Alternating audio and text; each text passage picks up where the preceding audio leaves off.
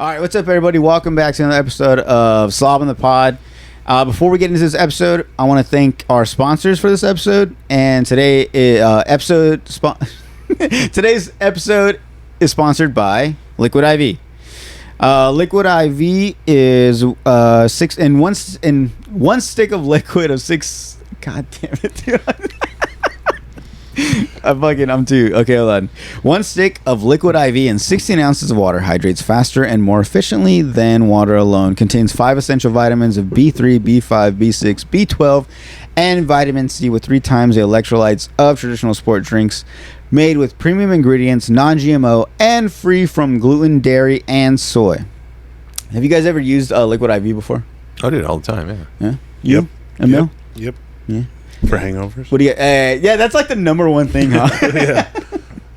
What about you, Cody? What do you use for? Do you go on runs and shit, and you take one like after or before? All right, so when I keep them in my kit, you know, and you're like, everybody has a kit in their car, right? Yeah. That has extra stuff in it, you know, and is it like in case you guys get into like a crash or something, or like get stuck in mud? Well, you know, trapped in the snow, duct tape and zip ties, and whatever, extra pair of pants and shovel. Sounds like you're about to bury your body. E-tool. Anyways, yeah, but Liquid IV's in there. You know what I mean? Yeah, definitely. Extra toiletries, you know. Whatever. Oh, okay. Whatever. Well, if you guys want to enjoy Liquid IV to help with your hangover or help with burying a body, just go to liquidiv.com and you get 20% off when you use the promo code SLOB. That's SLOB, SLOB, for 20% off plus free shipping. All right, thank you, Liquid IV, for sponsoring this episode. Let's start the episode.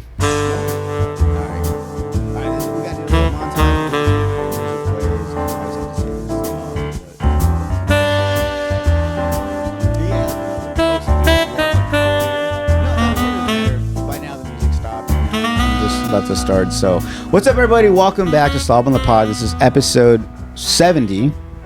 I am joined with a good friend of mine, Cody and Emil. Cody Beeson and Emil Eshaya? Eshaya, yeah. Eshaya, hell yeah. Obviously we've had Cody on before, so we already know his story. We met doing open mics, and for Emil, he came out, what was it, like the 3rd or 4th open mic at Brewers? Yeah, about that, you know. August 3rd? Oh, August. Okay, so so like about 3rd or 4th. Yeah, 4th. Yeah. So by the time we had our, can you guys hear me? Yeah, perfect. Double check. Okay. Yeah, I'm probably not on the mic. I should be there. No, you're good. Yeah, 4th or 5th mic, he came out. Yeah, so he came out, and honestly, bro, like when you came up on stage and you performed, you were hilarious from the beginning. And as every show, when I meet new open micers that come up and perform, and if I really like the way they are, like if they're cool or if they're really funny and they're like chill people, I got to go to them right away. And honestly, bro, as soon as you got off stage, I was like, who is this guy? I need to get him on the podcast. And we also wanted to keep you coming. Yeah. Then we find out that you're kind of like I guess like veteran in a way. I mean, you've definitely been doing it longer than most of us. I did them back in 2008. I lived in Phoenix, and I did them for not even a full year. It was like a New Year's resolution going into that year. Hell yeah. Did it for a while. Was involved in the open mic scene there. A couple showcases at clubs, and yeah. What part of Phoenix were you in? Made no money. I lived in Gilbert, but I performed mostly in like at bars in like Chandler, Mesa. Oh, okay. Yeah. And so from 2008 to just 2008. Damn. Just like the beginning of it to almost the end of it. So, but was it something you were like doing every night, or was it just like whenever you had a chance? Like 2-3 mics a week for a while, yeah. Damn, that's pretty cool. Yeah. Right? Aren't you like jealous? Like, you're like, oh man, yeah. I mean, they were. What's that like? They were like small Sage and Sands. I thought that's a pretty big turnout for me. No, I just mean in terms of like a big city vibe. People like aren't there to see They were bars. Yeah, yeah. People. Yeah, weren't there. They were there to like have affairs and going in from day drinking. Like, yeah. Oh, okay. But it was still dope. I mean, there was mic time. Yeah, there was mic time. There were comics. Lots of comics. It was the mics were usually at that time they were like 70-60% comic. Oh, okay. And then dive bar crowd. Oh, Yeah. And so from coming from that to the Yuma scene, obviously the airport shows, and then just recently we did the Crest show. Yeah. With Josh Potter and Chase O'Donnell. Mm-hmm. So cheers to that, boys. Yeah. Where's my drink? Oh, here it is. Let's cheers to that. Cheers, guys. Great show. Cheers. Great show on Friday. But so going from those two, what's the scene look like as far as like comedy goes from Phoenix to Yuma? I mean, it was so long ago. It's not. There were more mics, obviously, but just talking to. I mean, I'm sure we'll get into the show at some point, but talking to the comic that came down from Phoenix, Reese. Yep, Reese Muniz. And he was like, he said there's like 6 clubs now, 7 clubs maybe. And at that, when I did it, it was like there was a club in Scottsdale, the Tempe Improv, and I think that's it. Like I don't remember. Those were the 2 that I like that were my bucket list. You know, get on at a showcase here, and then hopefully do shows there eventually, kind of thing. But I don't remember other spots. And he said there's like 6. Damn. Well, it's definitely I think comedy's definitely grown right now with everything going on. It's not it's not like totally. You know, like you're starting a scene in Yuma, and you feel like it's lesser than maybe at times because it's just a beginning thing. It's not in a small town. Yeah, it's one a month. Yeah, but. We've been picking it up though.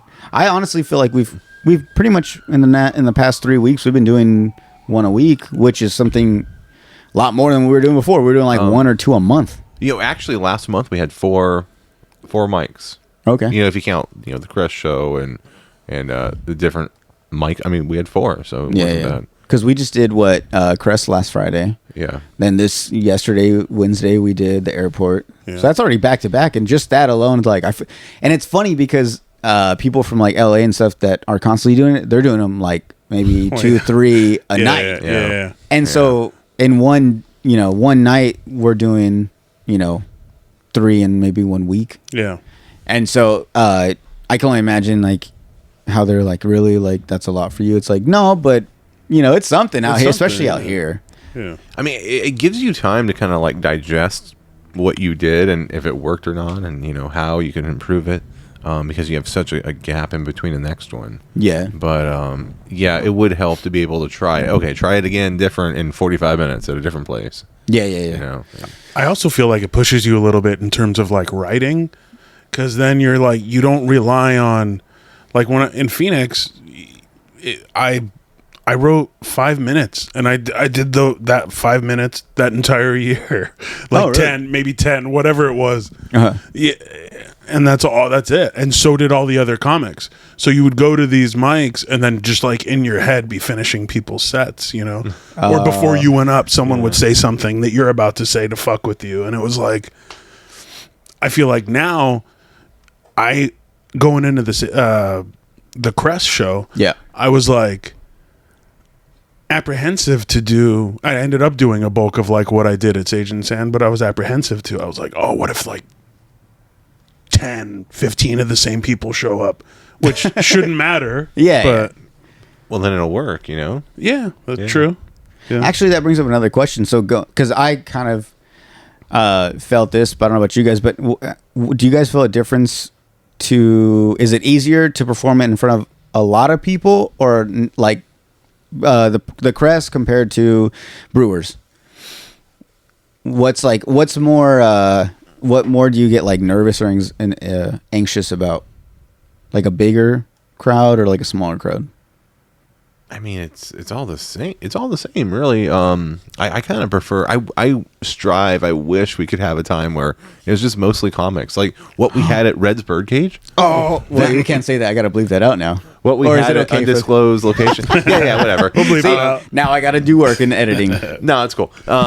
Like that was so awesome because like that was for comics by comics. Like that was. It felt like it was a natural, and it was. We had a pop up that just happened. So my point being is that's what I really want. But we've been fortunate to have 40, 50 people come out to an open mic. Yeah. to watch. Yeah. And we had 11 last night.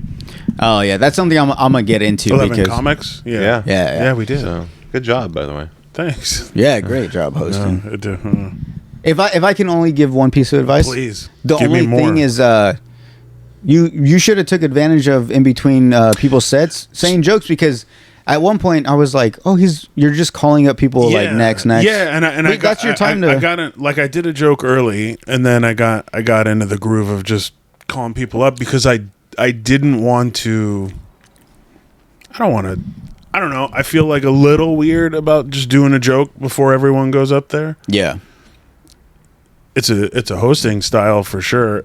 I mean, more of one than me just going up there and saying names. Yeah, true. But at the same time, it was my first time, so I wanted to feel it out. I kind of checked some things off in terms of like toying with crowd work a little bit that went well, and yeah, I did my jokes. I did a couple at the end. No, man, you were awesome. But yeah, I'd rather you than me. So. I agree. I agree. They're absolutely. I felt it in the middle there, and I feel like I even made a comment to you where I was like, "Damn, I need to like turn this energy that I'm feeling myself like getting stuck in of just like next is this person, next is that person." Yeah, and I think all three of us have all hosted now, and so we can all like kind of.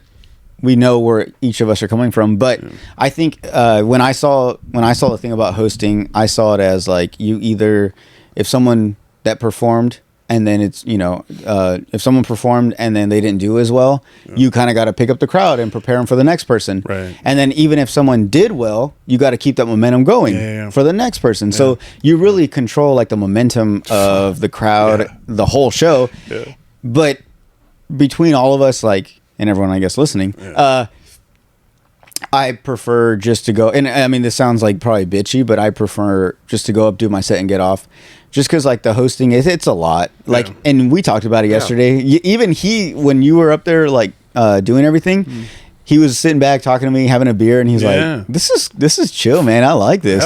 Just having it." And that's what it is like you get to go up, do your set, get off, and then you can enjoy the time or just relax, do whatever. But dude, when you're hosting, you're preparing for when he gets off, what joke are you going to say next?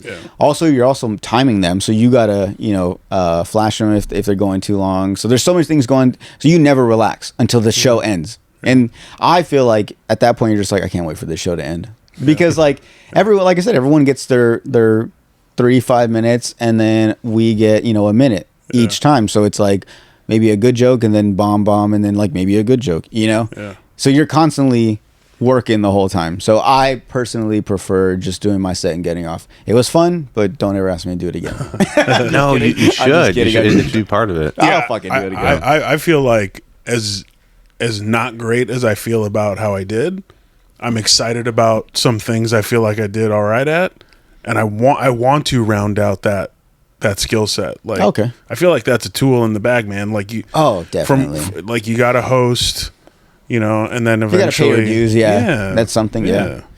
No, the first time Cody asked me. He asked me to do it, and I was like, you know what, man? Like, I never thought about doing that. Like, I was really nervous, actually. And then he was like, but like you said, you should be well-rounded. For sure. Be able to do your set, but also, like, if you have to host a night, like, try it out. Like, that's another skill set you have. Yeah. And I was like, you know what? That's right. And because he said that, I was like, I've ever since I started doing comedy, I did it because I would always say I wanted to do it, but I would make excuses, or I'd be like, well, I only live in Yuma, there's nothing going on. So the first time that the Red Moon sign posted, I was like, there's my opportunity, like, what's my excuse now? So I did it. So now that I'm in it and I'm doing it, when I get presented these options where it's like, hey, if you want, you can host, I'm like, you know what, I'll do it. That way, it kind of it helps me towards like more stage time, as well as getting more comfortable in front of a crowd. So whatever it is, like I do it. But when Cody asked me, and I was like, I really didn't want to do it because I was like super nervous, knowing I was going to be up there more often and kind of controlling the crowd. But I was like, you know what, I have to do this. Like, if this is what I want, then I can't be a bitch and be like, no, I'm too shy, or no. So like, and that's what we've talked about before, is every time there's a open mic, there's a part of us that kind of wants to be like, you know what, I'm not feeling it today. Like I don't think I'm gonna do it. But something in us is like we gotta go.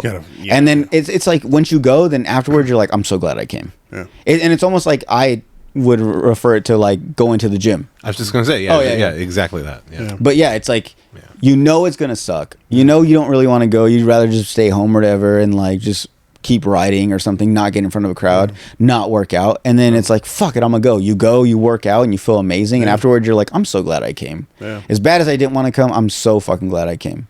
Same thing with any open mic, any opportunities, anyone gets presented towards comedy. I'm like, as much as I don't want to do it, let's just do it. Let's just fucking see what happens. And so, thank you, Cody, for the opportunity. I'm glad you guys are doing it, because honestly, I couldn't do it without at least 3 people. And luckily we've had enough people come out that want to try stuff out. You know what? Oh, go ahead. I'm just gonna say, and we're down to like having a good 5-minute set. Like, there's people that get it. Like, I think, one of the people that kind of gave me some advice out of Tucson, Roy Reynolds, he said, like, hey man, by October you'll have double digits, and sure as hell we do. That being said, like, the 5-minute rule works. People get it, and like they wrap up. 5 minutes is enough time. 5 minutes is, especially if it's your first one. Like we had a couple people go short. And I feel like I did maybe 3 at my first one. Oh, I usually go short. Yeah. I'd rather go short than for sure. Absolutely. I've made that mistake. Always go short. But 5 minutes is digestible. When there's like 17 minutes, oh my god.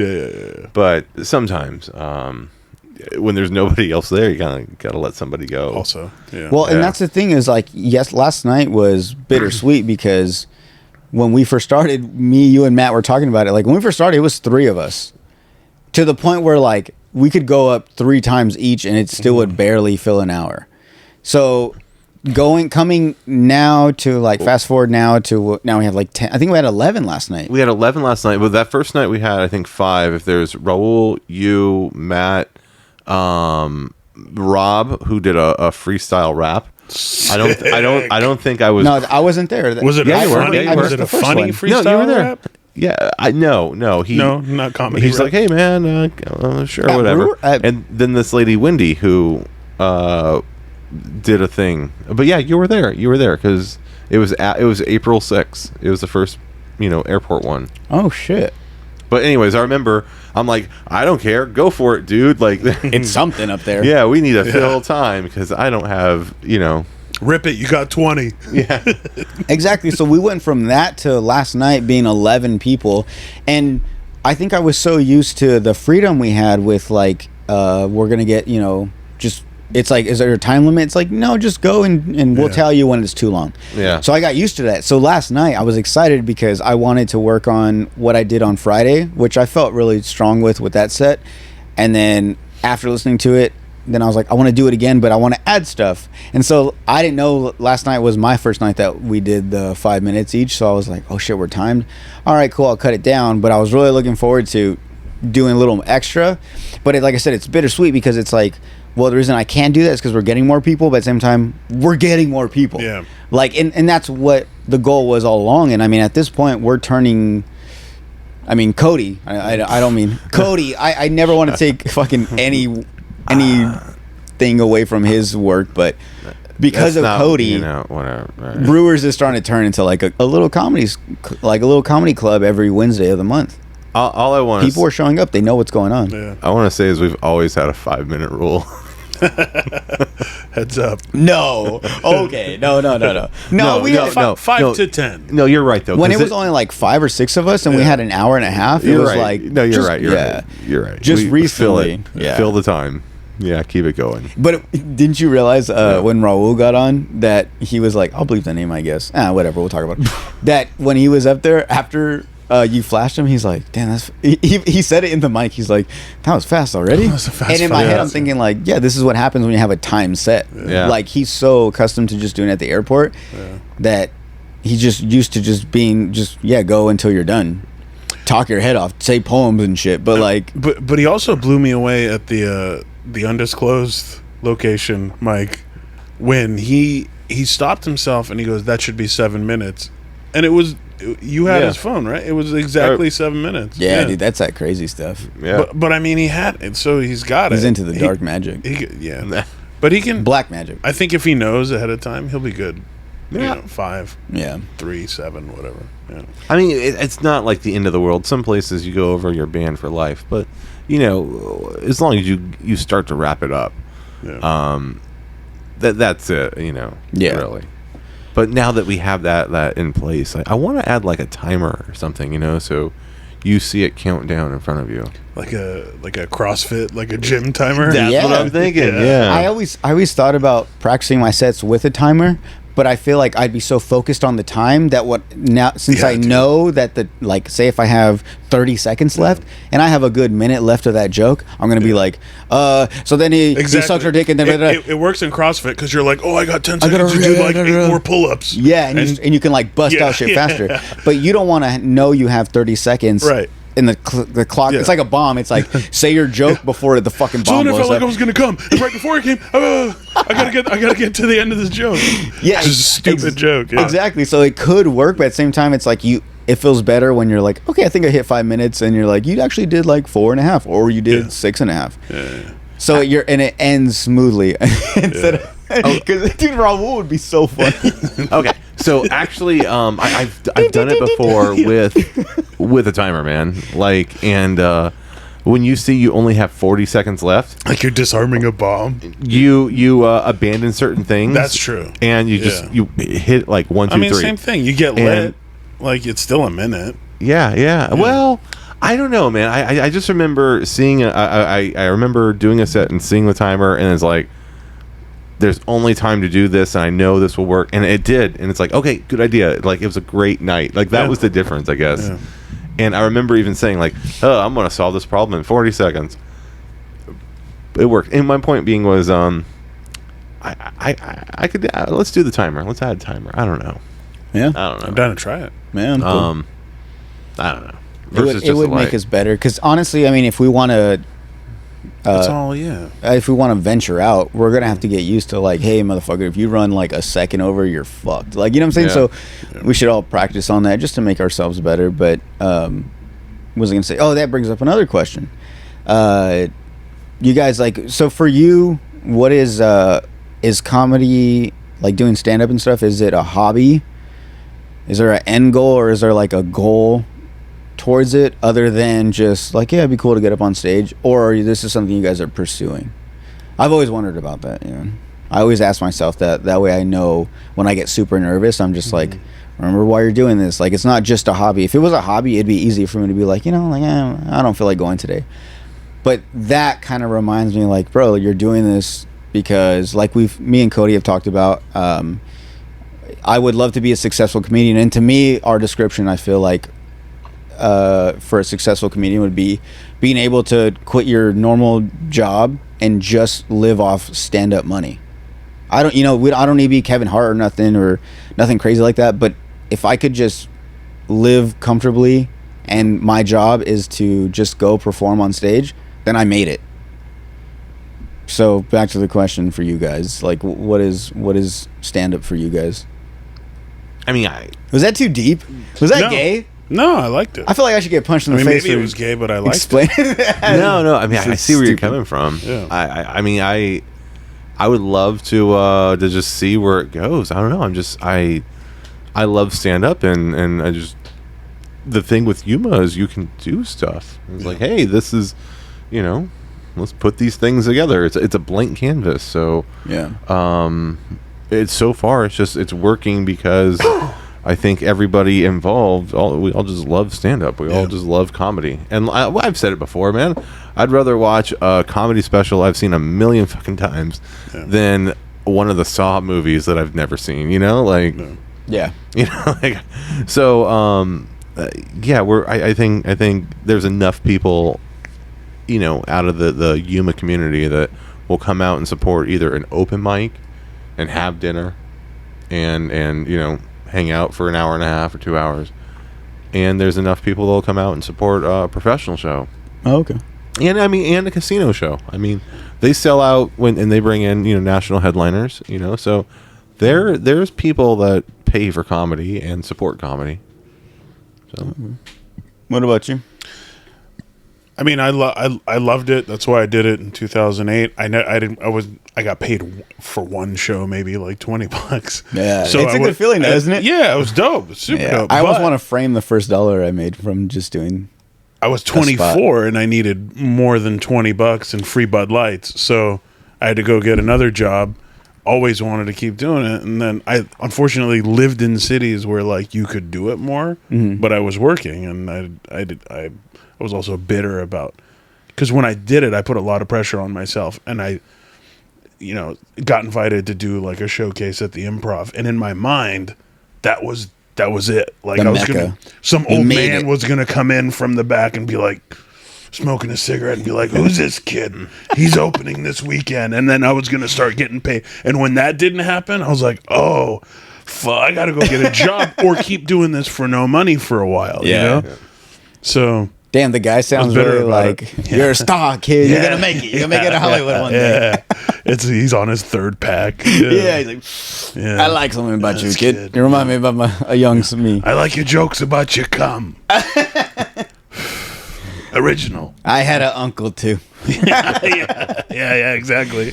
So I guess what I'm getting at is like, if, let's just say... towards the end of your life, once you get older, if stand-up isn't something that you had perfected and pursued so much, like, would it be, like, is that what you would want to, when you're passing away, like, that's like, well, I did stand-up up until this point, or at some point you just kind of give it up because it's not going anywhere, and so later on down the road, you're like, man, I wish I would have kept it going, or well, I'm just glad I tried it, but, like, where are you guys at? Because what I'm getting at is, like, doing hey. I'm interrupting. Yeah, what's up? No. Am I in trouble? Huh? Am I in trouble? No, I'm just wondering if we'll have dinner. Huh? After. We'll probably get food to eat. Okay. Yeah. What time? I don't know, baby. I'll message you. Okay. Sorry for the interruption. I'm gonna cut all that out. Why? whatever. You can leave it. I've been married for 10 years, dude. My wife enters every room like she's about to serve a warrant. Like, I know. That was she'll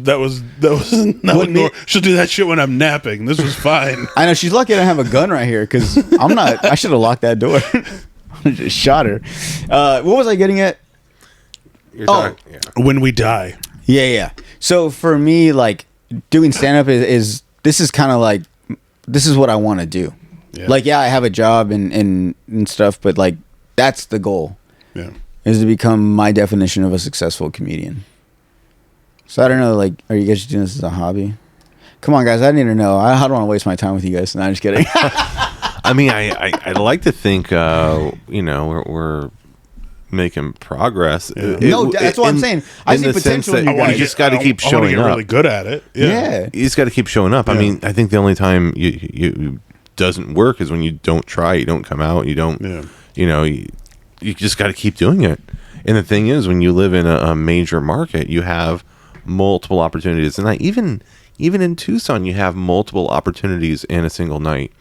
We have maybe 2 a month. Yeah. We had 4 things going last month. So it'd be cool to find a spot where we could do at least 1 a week. Yeah. Do you think we have enough people to come out and support that? 100%. Yeah. Really? Yes. Okay. Once a week? Yeah. Oh, yeah. Easily. Because the way I see it is every time after a show, I have people that... What? I was just thinking something. Go ahead. What's so funny, Cody? Well, we could go to government meetings and sign up for Call the Public and get 3 minutes there. Oh, I had another idea. Have you guys seen Chad and JT Go Deep on Netflix? No. This is what you got to check it out. It's like produced by Tim and Eric. Okay. Oh yeah. Tim Heidecker and Eric Warheim. No. And it's just like these two. I mean, they're kind of characters of themselves. Is it a show or a movie? It's like a Netflix series. Oh, okay. And they're like every episode, they're starting at a council meeting. Bringing up some like funny thing that they're about to do for that episode. Is it real? Is it it a real meeting? They're in a real meeting. I think they're in real meetings for sure. I think I saw start out in like a YouTube video. There was like a guy that something about he was at the council meeting to like something for like partying or raving or something. And it started out as like a bit, and I think it kind of continued because that sounds very similar to what I've heard. Thing, yeah. Oh, okay. There's no original ideas anymore. No. All right. Well, nonetheless, if there's enough people. Yeah. Well, I had an idea. So we know how our good old friend that started the shows at Red Moon. Yeah. Yeah, I'm trying to start like beef on this podcast. This motherfucker. No, I mean everybody support everybody. They give us time. Everybody gives us time. No, hold we're on. trying to get shot. The person I'm talking about, the guy that put on the show at Red Moon. Yeah. Now he switched it. Remember when we first started? It was music, poetry, and stand up. Yeah. And now it's just poetry and music. So I had an idea. What if the next show they have, we sign up for poetry and we write a poetic, like a poet, like a what's it called? A haiku, poem, a stanza, a stanza, or whatever the fuck. Poetry What's it called? Prose and but we make it funny. We should do that. Hickory dickory dock. Yeah, there you go. See? Do dice. You do a dice. Yeah. Hell yeah. Dice clay. Exactly. We should do that. And then that kind of like, they're like, hey, Have you seen the video of Theo Vaughn? That was a good doing one. the The poem? girls in front of the feminists. The feminists? Yeah, that was a good one. Very good. That's when I got the idea, because I was like, Yeah. well, they still have these shows at Red Moon, but it's only music and poetry. How can we slip in? And it's like, I'll write a poem, dude. Dude, we should do it. Yeah. We could all do a separate act, and Yeah. dude, I think we should. Isn't there Add it to our list. Isn't there an open mic on Friday at Cafecito? I haven't heard anything about First Friday. I haven't either, but it is a Friday, the first Friday coming up. Yeah, but remember the last First Friday. Yeah. Something always comes up. So Whatever. we'll see. But if that's the case, then if you guys are listening, but this episode won't be due till next week, so it won't be too late by then. Well, would you be interested in doing a set there? Yeah. Because I'm actually going out downtown, so it'd be cool to do a set and then go hang out. very cool, but I kind of felt the first time we did it, like I wanted to go up at the end of the night because it was a weird. We went towards the end. Yeah, I didn't want to fuck up the vibe. You know what I mean? Like, there was no vibe. It was just music the whole time. But people were listening to the music and look at them do their thing, and then I'm gonna get up there and tell you about they needed an intermission. drying my dick with a hand towel. Like you did really good that night. But my point is, Did you do a drying your dick with a hand towel? Yeah, but I didn't want to do that while there's still kids there and stuff. Most of the kids were running around in the back. All the older people that are drunk by then were all up front. And that lady even came up to you. They liked your set. This is what time? Like 8. It was like 8 and 8:30, or but it started at 6. So they're like, you want to go at 6? 6:30? No, we went way later. Yeah. Anyways. I also showed up. It was like till 10, I think, but they may or may not have it. So you should come too. Nope. Friday, come on. No, I used to work downtown, so I feel weird about doing a mic downtown. Nah. Oh, shut. It's Cafecito. You did a mic. You did a. I did. In between Cafecito and Redmond. Yeah, the little garden area. No, I mean, I hear you. As I do more of them, I'm getting closer to being like, whatever, I don't fucking care. Yeah. But after my first mic at the airport, when you guys came up and were super cool after, you guys were like, Friday, we're doing this Cafecito thing. And then I was like, no, I'm not doing my second mic downtown where I'm going to see a bunch of people I used to work around. That's the best. Drink. Or it's not. But it's, I don't know, man, like every time I see opportunity, I'm just like stage time. I don't think about anything else. Even when I think about those things where it's like, well, really, that's good.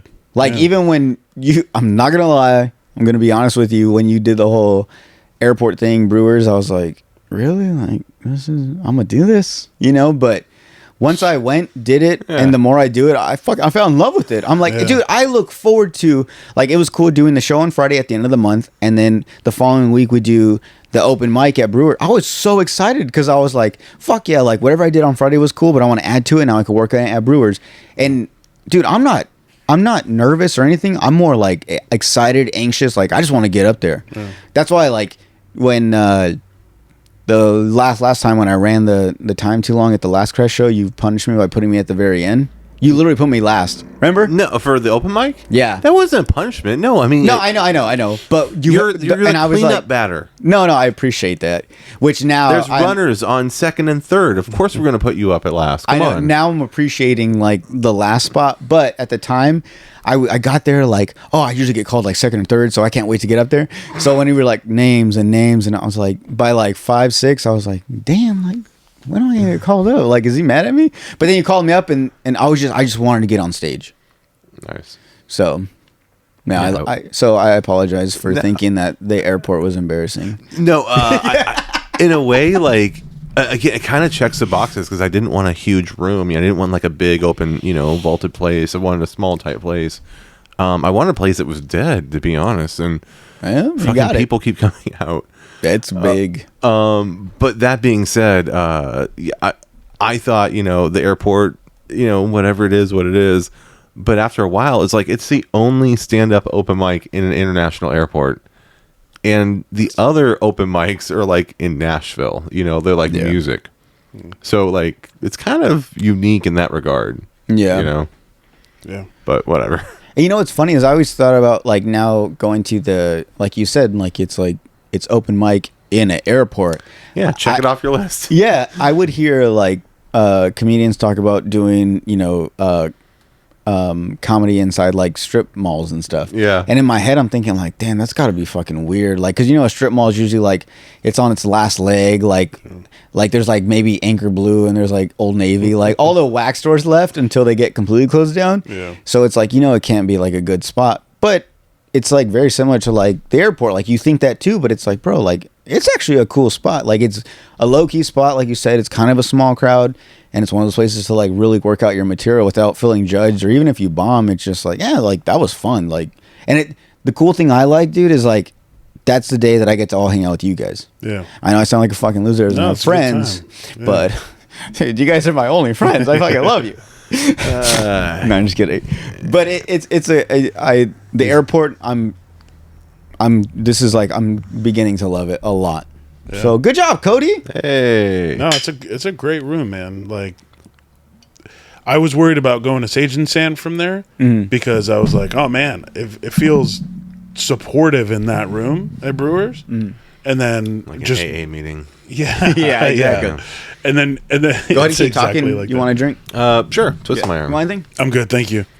But yeah, and then going into Sage and Sand, where I was like, going off the story of you guys doing it there, I was like, oh man, this is gonna be brutal if it doesn't go well. Like, I don't feel like there was the cushion of like the people at Brewers where they're maybe they don't laugh, but they're not gonna. Sure, either one. They're not gonna make you feel like you should stop. Yeah, one, it seems like more like just a bar. People are going out. Yeah. The other, they're there to watch it. And thank you, sir. That's the thing that really, every time I show up to set up, the sound or whatever, and I go, are you guys here for this? Yeah. And I felt really bad because last night there was, it seemed like somebody that didn't know what was happening. Yeah. But everybody else, like, there's been times people called in to reserve tables, and it's like, what the hell? There's just cool. nothing else to do on a Wednesday night. But that being said, they've been coming out, so I Can love we- it there. can we do it every week? I think if we ask them, they might go for it. Oh, every week at the airport? Yeah. Yeah, I'm telling you, man. So How'd you get the Red Moon one? Or the Red Moon, the undisclosed location place? we just asked them. We just said, hey, we're supposed to go to El Centro, and it ended up being this whole alphabet talent show. Can we go to can we just set up a speaker? We're like, all right. And actually from Reds, so if you guys don't know, if you guys have ever been or haven't been to Reds, there's this like awkward like spiral staircase that's like very tiny that goes up to like a second story patio that overlooks the inside bar. It's very hard. You got to go there. But so we performed at that top spot. Literally everybody else was downstairs. The only people we performed for was each other. Yeah. There was us three, 7 or 8 of us. yeah, and we all and Was there that many? yeah, it was Yeah, about you, 7 or 8. us three, Raul, Eric, Yeah. Haley, Anyway. 06. Right? Yeah. And then that one guy that showed and your up. buddy. Oh, my buddy Penny, and then that guy that and showed their up. friend Yvette, I think, was there for a minute. So 8. And there was one dude that came up that tried it from. Yeah, and then he went right back downstairs. Yeah. He wasn't part of it, but tried it, whatever. Yeah. But what I was saying was, like, that was just a cool spot because even if we can't do that, I think it'd be cool to all kind of, like, gather somewhere, like, maybe at your shop or something, you know, somewhere where we kind of just perform in front of each other. And it doesn't even have to be, like, a bar or anything, just us. Yeah, it'd be super because dope. It was cool because I got it was kind of like, who was it? Someone else had performed, they did it, I think it was you, right? You went on twice? Who went on twice? Couple of us. Eric has before. Eric went on twice, and I was like, you know what? I should too. Like, I liked my first set, but I want to try something else. Yeah. So it kind of, and it gives you have all the time in the world. So I think we should do something like that where we just have like a designated spot. We just kind of perform in front of each other. Should we turn that into my Slob in the Park? Yep. Yeah.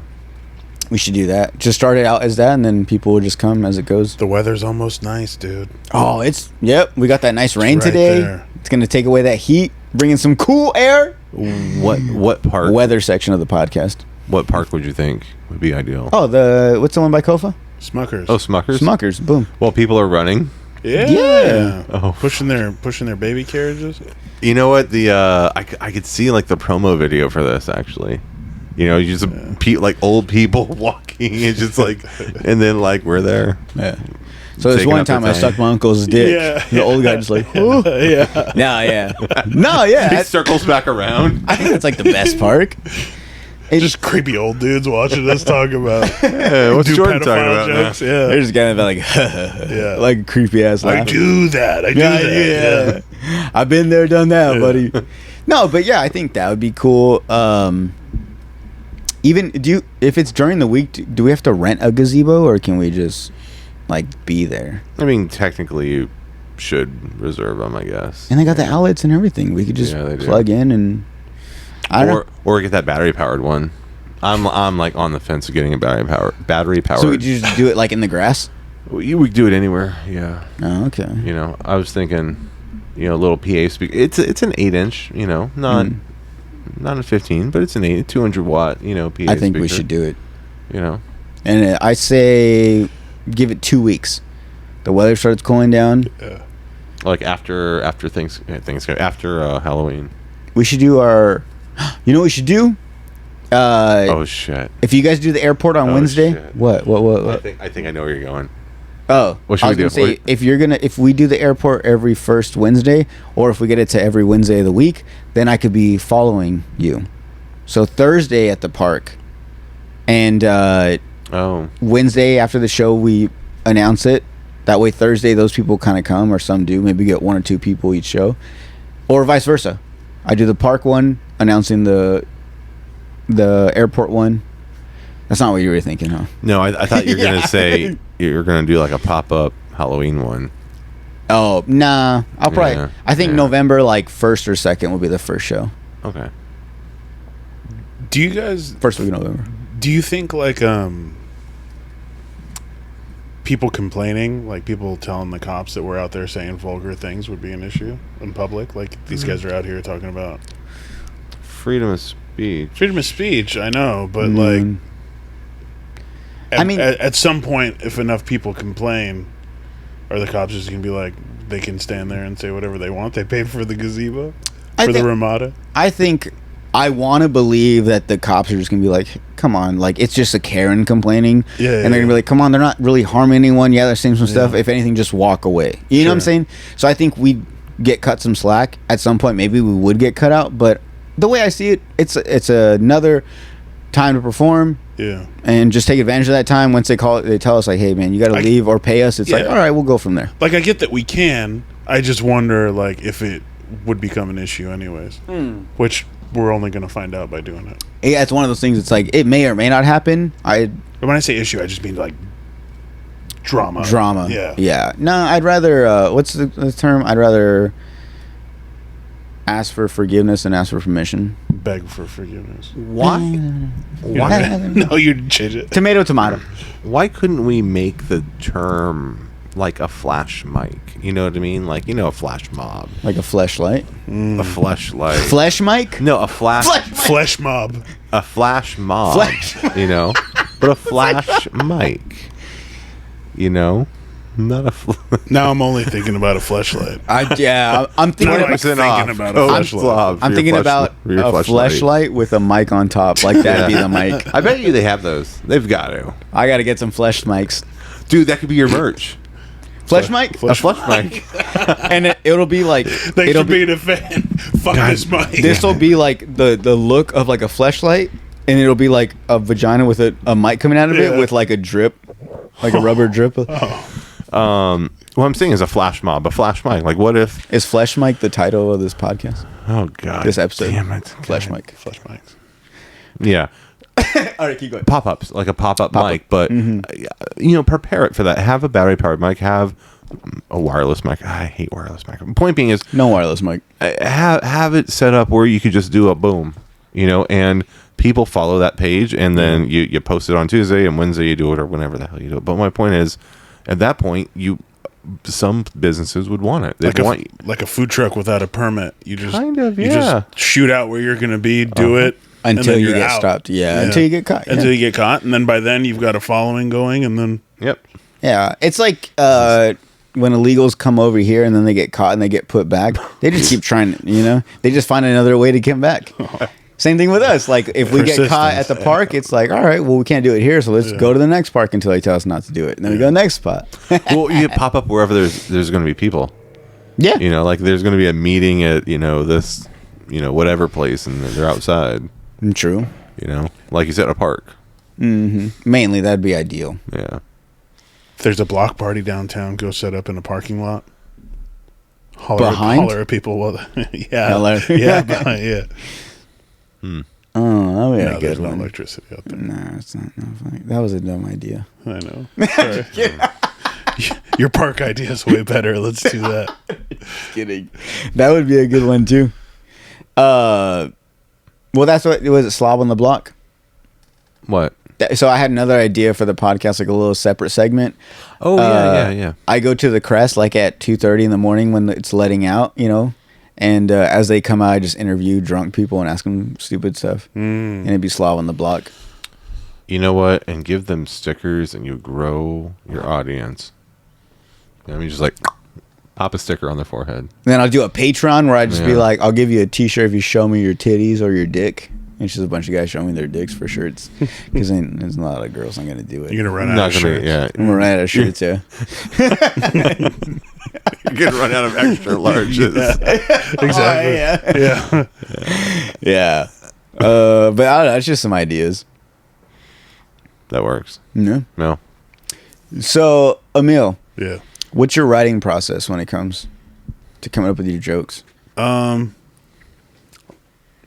Just got a notebook with a bunch of stuff scribbled in it. Like, Do you write? Do you type in your phone? Do you I do. I like, so the stuff that I scribble in the notebook, I feel like it's like maybe points in my life that I feel like might be interesting and things to dig into and write about. And I kind of like, when I first started writing, I started like, this is where I was born, this is where I lived, this is where I did that. And like, I worked here for this time. I was in this relationship and that relationship, or had this experience. So I had all these things mapped out.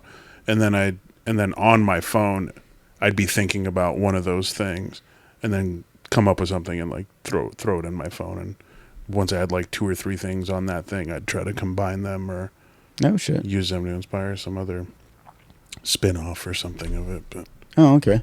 And so, are most your, like, because the way I do it is I either remember a story or I see something that happens in front of me. And it could be like something basic, like at a traffic light and you see some lady crossing the street. sometimes so, yeah. And in my head, I just started thinking of like, it'd be funny if this and this happened. Like, so I write jokes based off that. Yeah. And whenever I do, if it's something like very descriptive, I'll pull over and I'll type that shit in my phone. Sometimes it's just like, this, and this. And then if I go back and I'm back home and I'm like going through like, what should I say tonight or whatever, or this week, I'll go through them and then I see just little like bullet points. But do you sometimes have the problem where like you're like, where the fuck was I going with this? Oh yeah, all the time. And that sucks because you're like, fuck, that was probably a good joke and I probably fucked it up and I don't remember what I was going with this. It was just like this and this happened and you couldn't piece it together later on, and so you're like, I just wasted it. Like, if you read through my shit right now, like you'll read a complete joke and go like, that was pretty good, and then the next one it'll just be like not even like a concept. It'll be like I took the concept, tried to start constructing a joke, and then abandoned it because I didn't you know could what build to do. on it later it's just on. Like, and it reads so much weirder than if I would have just left it as the concept. But I don't want to like lose the little bit I've built onto it just in case. Yeah. So it's like this weird going nowhere half bit. Mm-hmm.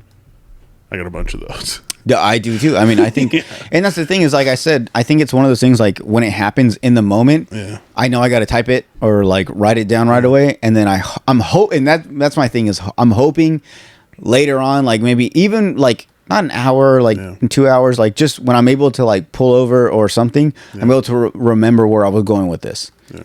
And I think I just kind of, that's what I really hope. I was like, man, and then that's why later on I'll find some, like I'll say some stuff and it'll be like dot dot dot, and then it'll be like, oh fuck, that means I forgot. I don't remember. I did that today. No. I sent you a joke. It was like, oh, the cock ring one. Red. I guess it was more about the dildos. It was more about the dildos. Okay, I know what you're talking about. Yeah. Yeah. But at the end of the day, I woke up and read it. I mean, I kind of want to hear you were being a Raul and you sent me a midnight text. I'm at work at 7 in the morning. I got shit to do, man. I'm waking up at 7. I'm assuming you're working. Are you too. texting him about cock rings and dildos? No, so it's like 9 in the morning. I run to Walmart. Way later. Yeah. And I'm grabbing toothpaste. And long story short, there's an old man clearly looking at the lube, and he's looking up here. Yeah. He's looking at like the dildos and shit. Why the hell does Walmart sell dildos? I understand, groceries and clothes and auto parts. Does Walmart actually sell dildos? They do. And they have fucking cock rings too. Yeah. What the fuck? Where the condoms are, there's a case that you need a key to unlock. So you got to, it's like the video games. Like, you want just condoms anymore? But no, it's the sex toys at what the fuck? At Walmart. And I was going to take a picture of them. Was it Walgreens and the other pharmacy, Walgreens and CVS? Because I used to live down in the foothills. And I remember when I'd go to that, I'd see that, and I'd see you had to unlock it, and it was like a little dildo and like a little cock ring, like little sex toys. Personal massagers is what they call them. Oh, personal massage. But so what it is those brands like Trojans and Lifestyle or whatever, they already have shelf space in the store, so they just add these products. Little vibrator. Yeah, exactly. So they add. But it's these not like products. raunchy. It's not like sex shop shit. Well, and that's my point. Is if you're going to buy something to put in you should have to go through a sex shop and feel the shame of somebody looking at you. Yeah, or feel liberated. Like feel however you're going to feel going into that situation, but don't mask it. Don't coat it in a Walmart. No, but casing. But wouldn't it be? Wouldn't you feel more comfortable buying a sex toy at a sex shop? You want I don't even like at least using it. When I would use condoms, fuck condoms and shit suck. They ruin everything. When I and he has kids. Yeah, we'll get to that. We'll get to that. Trust me, I'm done having kids. We'll get to that. But so like same thing with like wait, where was I going with this? See, here I go. I fucked sex. Up. Toys. Sex toys. shop. Oh yeah. Shop. Okay. Yeah. So just buying condoms at like Circle K, I was like, oh my god, like not embarrassed, but like just like I would like scan them and just put them away right away. So like, would you rather buy a dildo at a sex shop, or would you rather buy a dildo at like fucking Walmart? Well, I got to get milk too. I'm not an animal. But I'm not an animal. Buying condoms at a Circle K.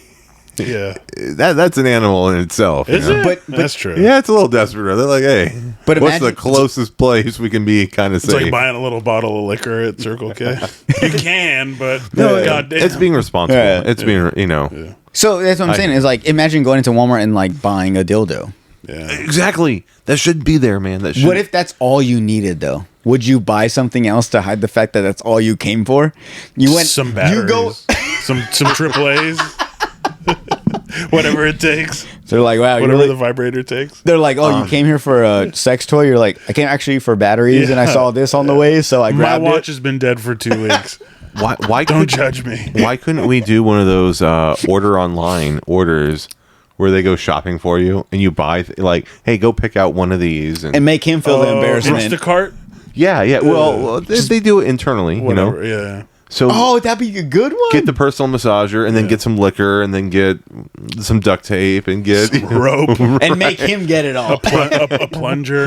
a video camera. Like, The manager at Walmart's like, who is this going to again? Just make sure you copy the address and like screenshot the address and where you're going, just to be safe. outside in the van, like he parked in a van. And when it says like Walmart dildos, it's like the Walmart brand, so it's just like get like 10 of them. It's They're like, great value dildos. the great value dildos at Walmart. That's a great value. That is a good one. They certainly have great value lube. They got to. No. They've Yeah, got it. they They've do. got Yeah? I think it's called Equate. Yeah, there you go. There you go. But definitely, yeah. I always ask every time I go into one of those shops, like, do you have the powder that you dilute with water to make, gallons of lube?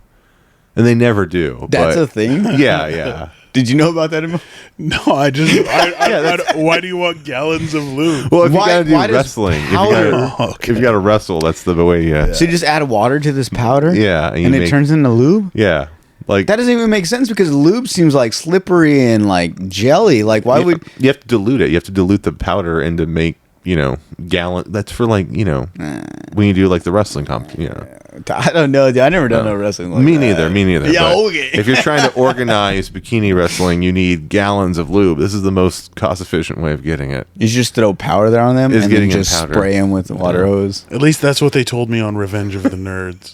Have you guys seen Revenge of the Nerds? Oh yeah. You guys I ever watch those? haven't. I don't feel like there I was a know what it lubed up is, wrestling and I scene, know I but should watch it, but yeah. Spoiler. There's got to be something. Yes. Or like 1989. Yeah. Dude, those were all good. Yeah. Well, same thing with on Friday. I had that one guy in the front because I was talking about the Dahmer series, Oh, yeah. and he Yeah. kept waving me, and I was like, "What's up, man?" He was like, "I haven't seen it yet," and I was like, "Oh, okay."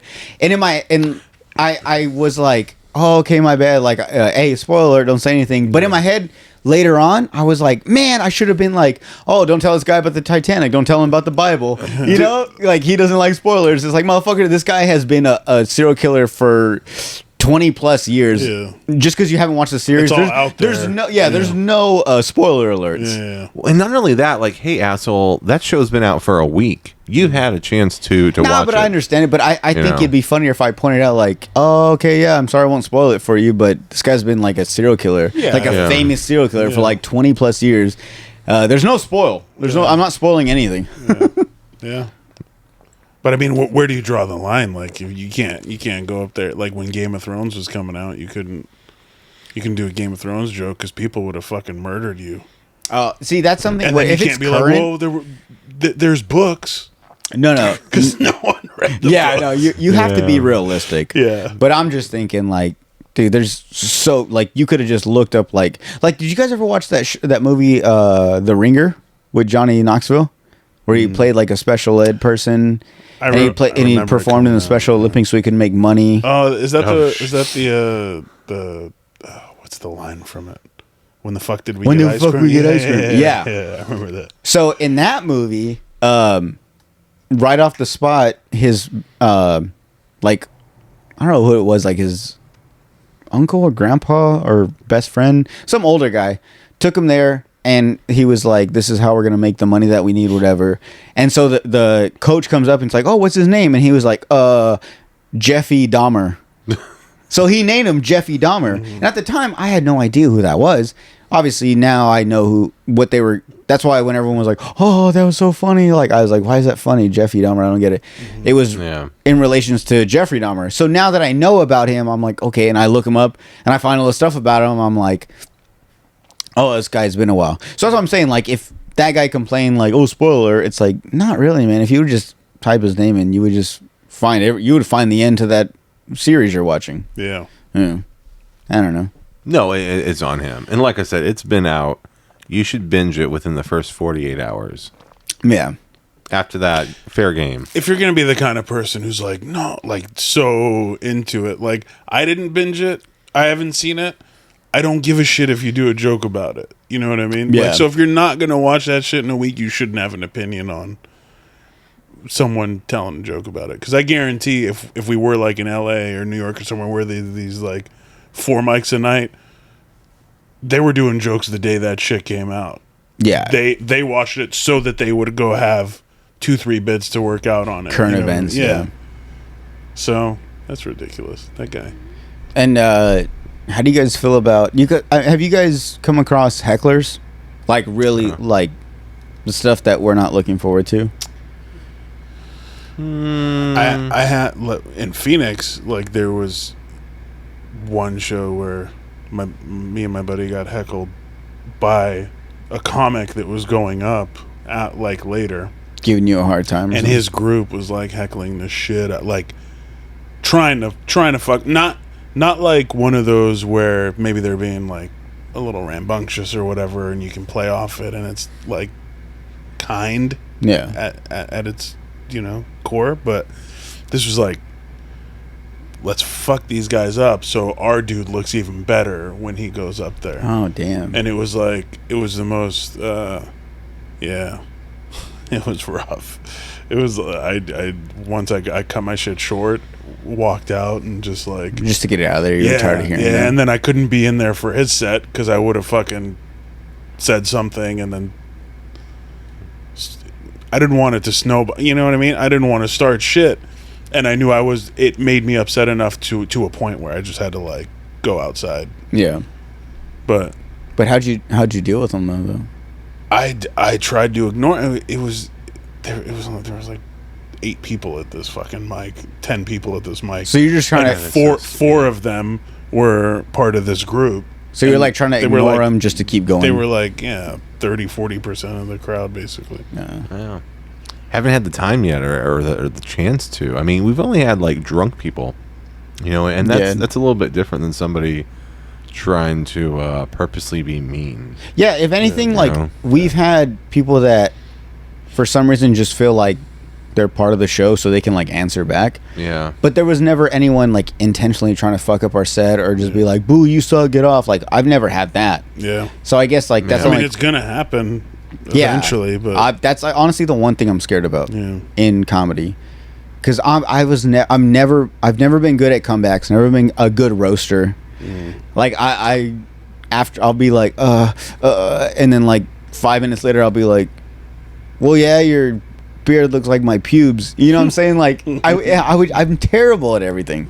So my biggest fear is like coming across a heckler like in a crowd. Just make fun of how they look. I would try to, but in my head I'd be like, man, he actually looks kind of cool. Like he kind of looks like what I'm wearing, but like better. Like I'd be like, how am I supposed to make fun of this? Like, like, dude, I just worry about too much. So I mean, you write jokes already. You can write things like for scenarios, and they don't have to be. You don't have to put so much pressure on yourself to be like, if someone says something mean to me, how will I know how to attack them personally in that moment?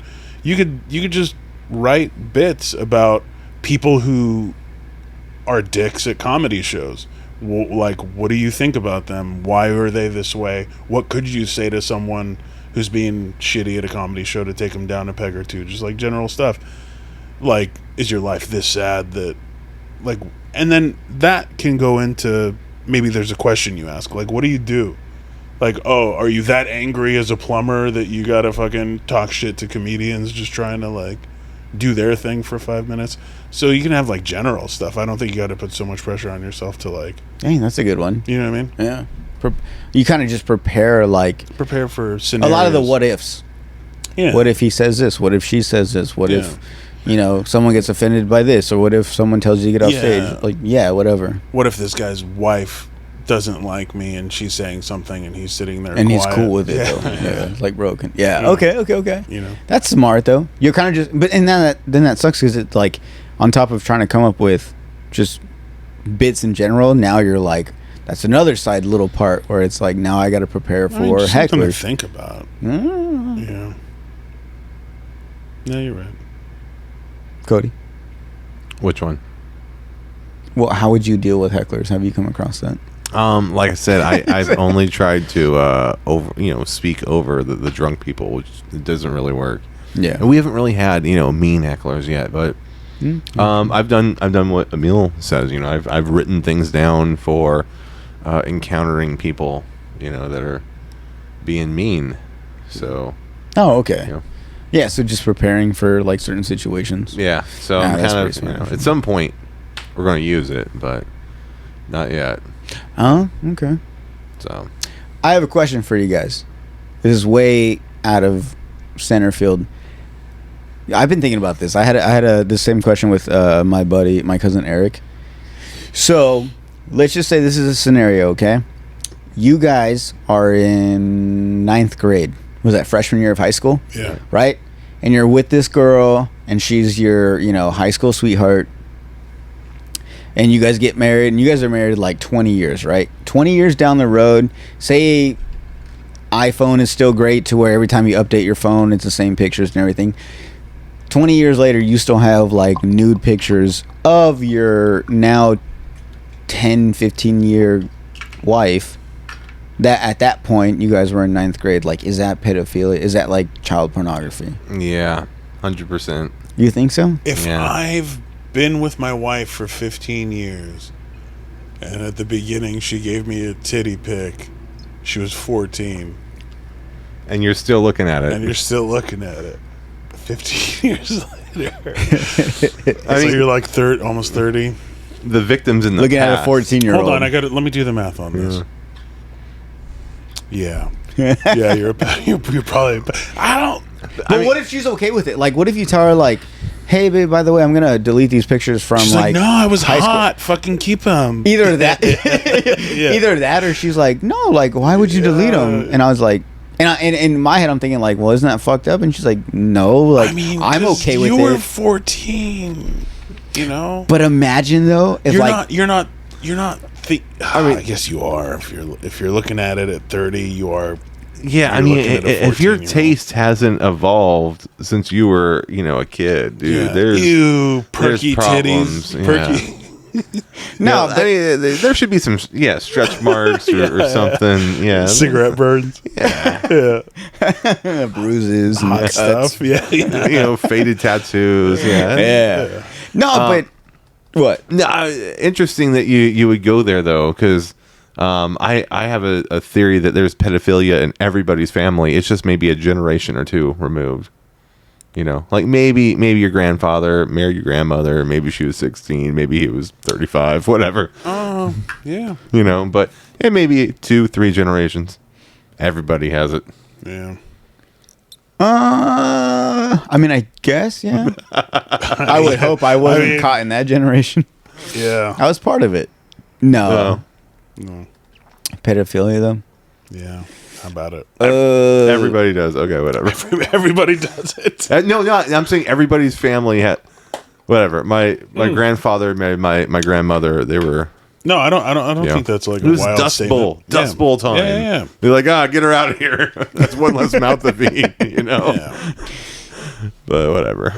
I don't know. I always thought about that, like, especially when I watch like some of these new Netflix shows and they show like Euphoria. That supposedly takes place in high school, but it's a HBO show that's rated R, showing nudity and stuff where these kids are, I get it, the actors and actresses that play them are 21 and older. But they're depicting fucking teenagers. And we're supposed to be okay with that. And somehow we all fall in love with that idea. Yeah. But I was just thinking, I was like, man, because seeing couples there, and like I was in a relationship with like a high school sweetheart, didn't work out, but I was thinking, like, I remember like we used to send like nudes to each other, like if I saved them and she was okay with it, and say nowadays, 2022, I'm 29 now, I'm looking at 13-14-year-olds like nude, like, is that okay? Because it's still the same girl I'm with. No, not at all. No, none. Never. No. Is that ever okay? You weirdo. You weird. I mean, I never said I was okay with that. I was just just putting it out there. I'm just But I get it. Yeah, it's cool. It's not cool anymore. All right, cool. I'll delete them then. All right, guys. I think watching your Euphoria is weirder than keeping your wife's 15-year-old Thank you. titty pic. Because we're all supposed to just be like, wait, those titties, she's supposed to be like a sophomore or a junior in high school, right? Like the show we're watching. And it's a brain fuck. Yeah. Cody's not on board with it. Dude, Cody's like, either wants way, nothing. I do had with it. notes. I had like notes from high school. I didn't have any titty pics or anything. No way. Yeah, I mean it's kind of before all that. Yeah. We were still Yeah, developing film back then. We were. My phone had MP3s though. I remember that. Really? Yeah. wait, so how old are you guys? 64 megabytes of MP3. So, okay, so you're, how old are you right now? 38. 38. Oh, right on. 03. Yeah. Hey. Oh, so we're like a year apart. yeah. Yeah. No. I thought you're 29. Years, You're 10 years 29, yeah. apart. So like 9 years apart. Yeah. Okay, that makes sense. So when I was in high school, we had cell phones and we could send nudes. Yeah, we had pagers. I had a pager. You could I never page got a nudes. pager, but I wanted one.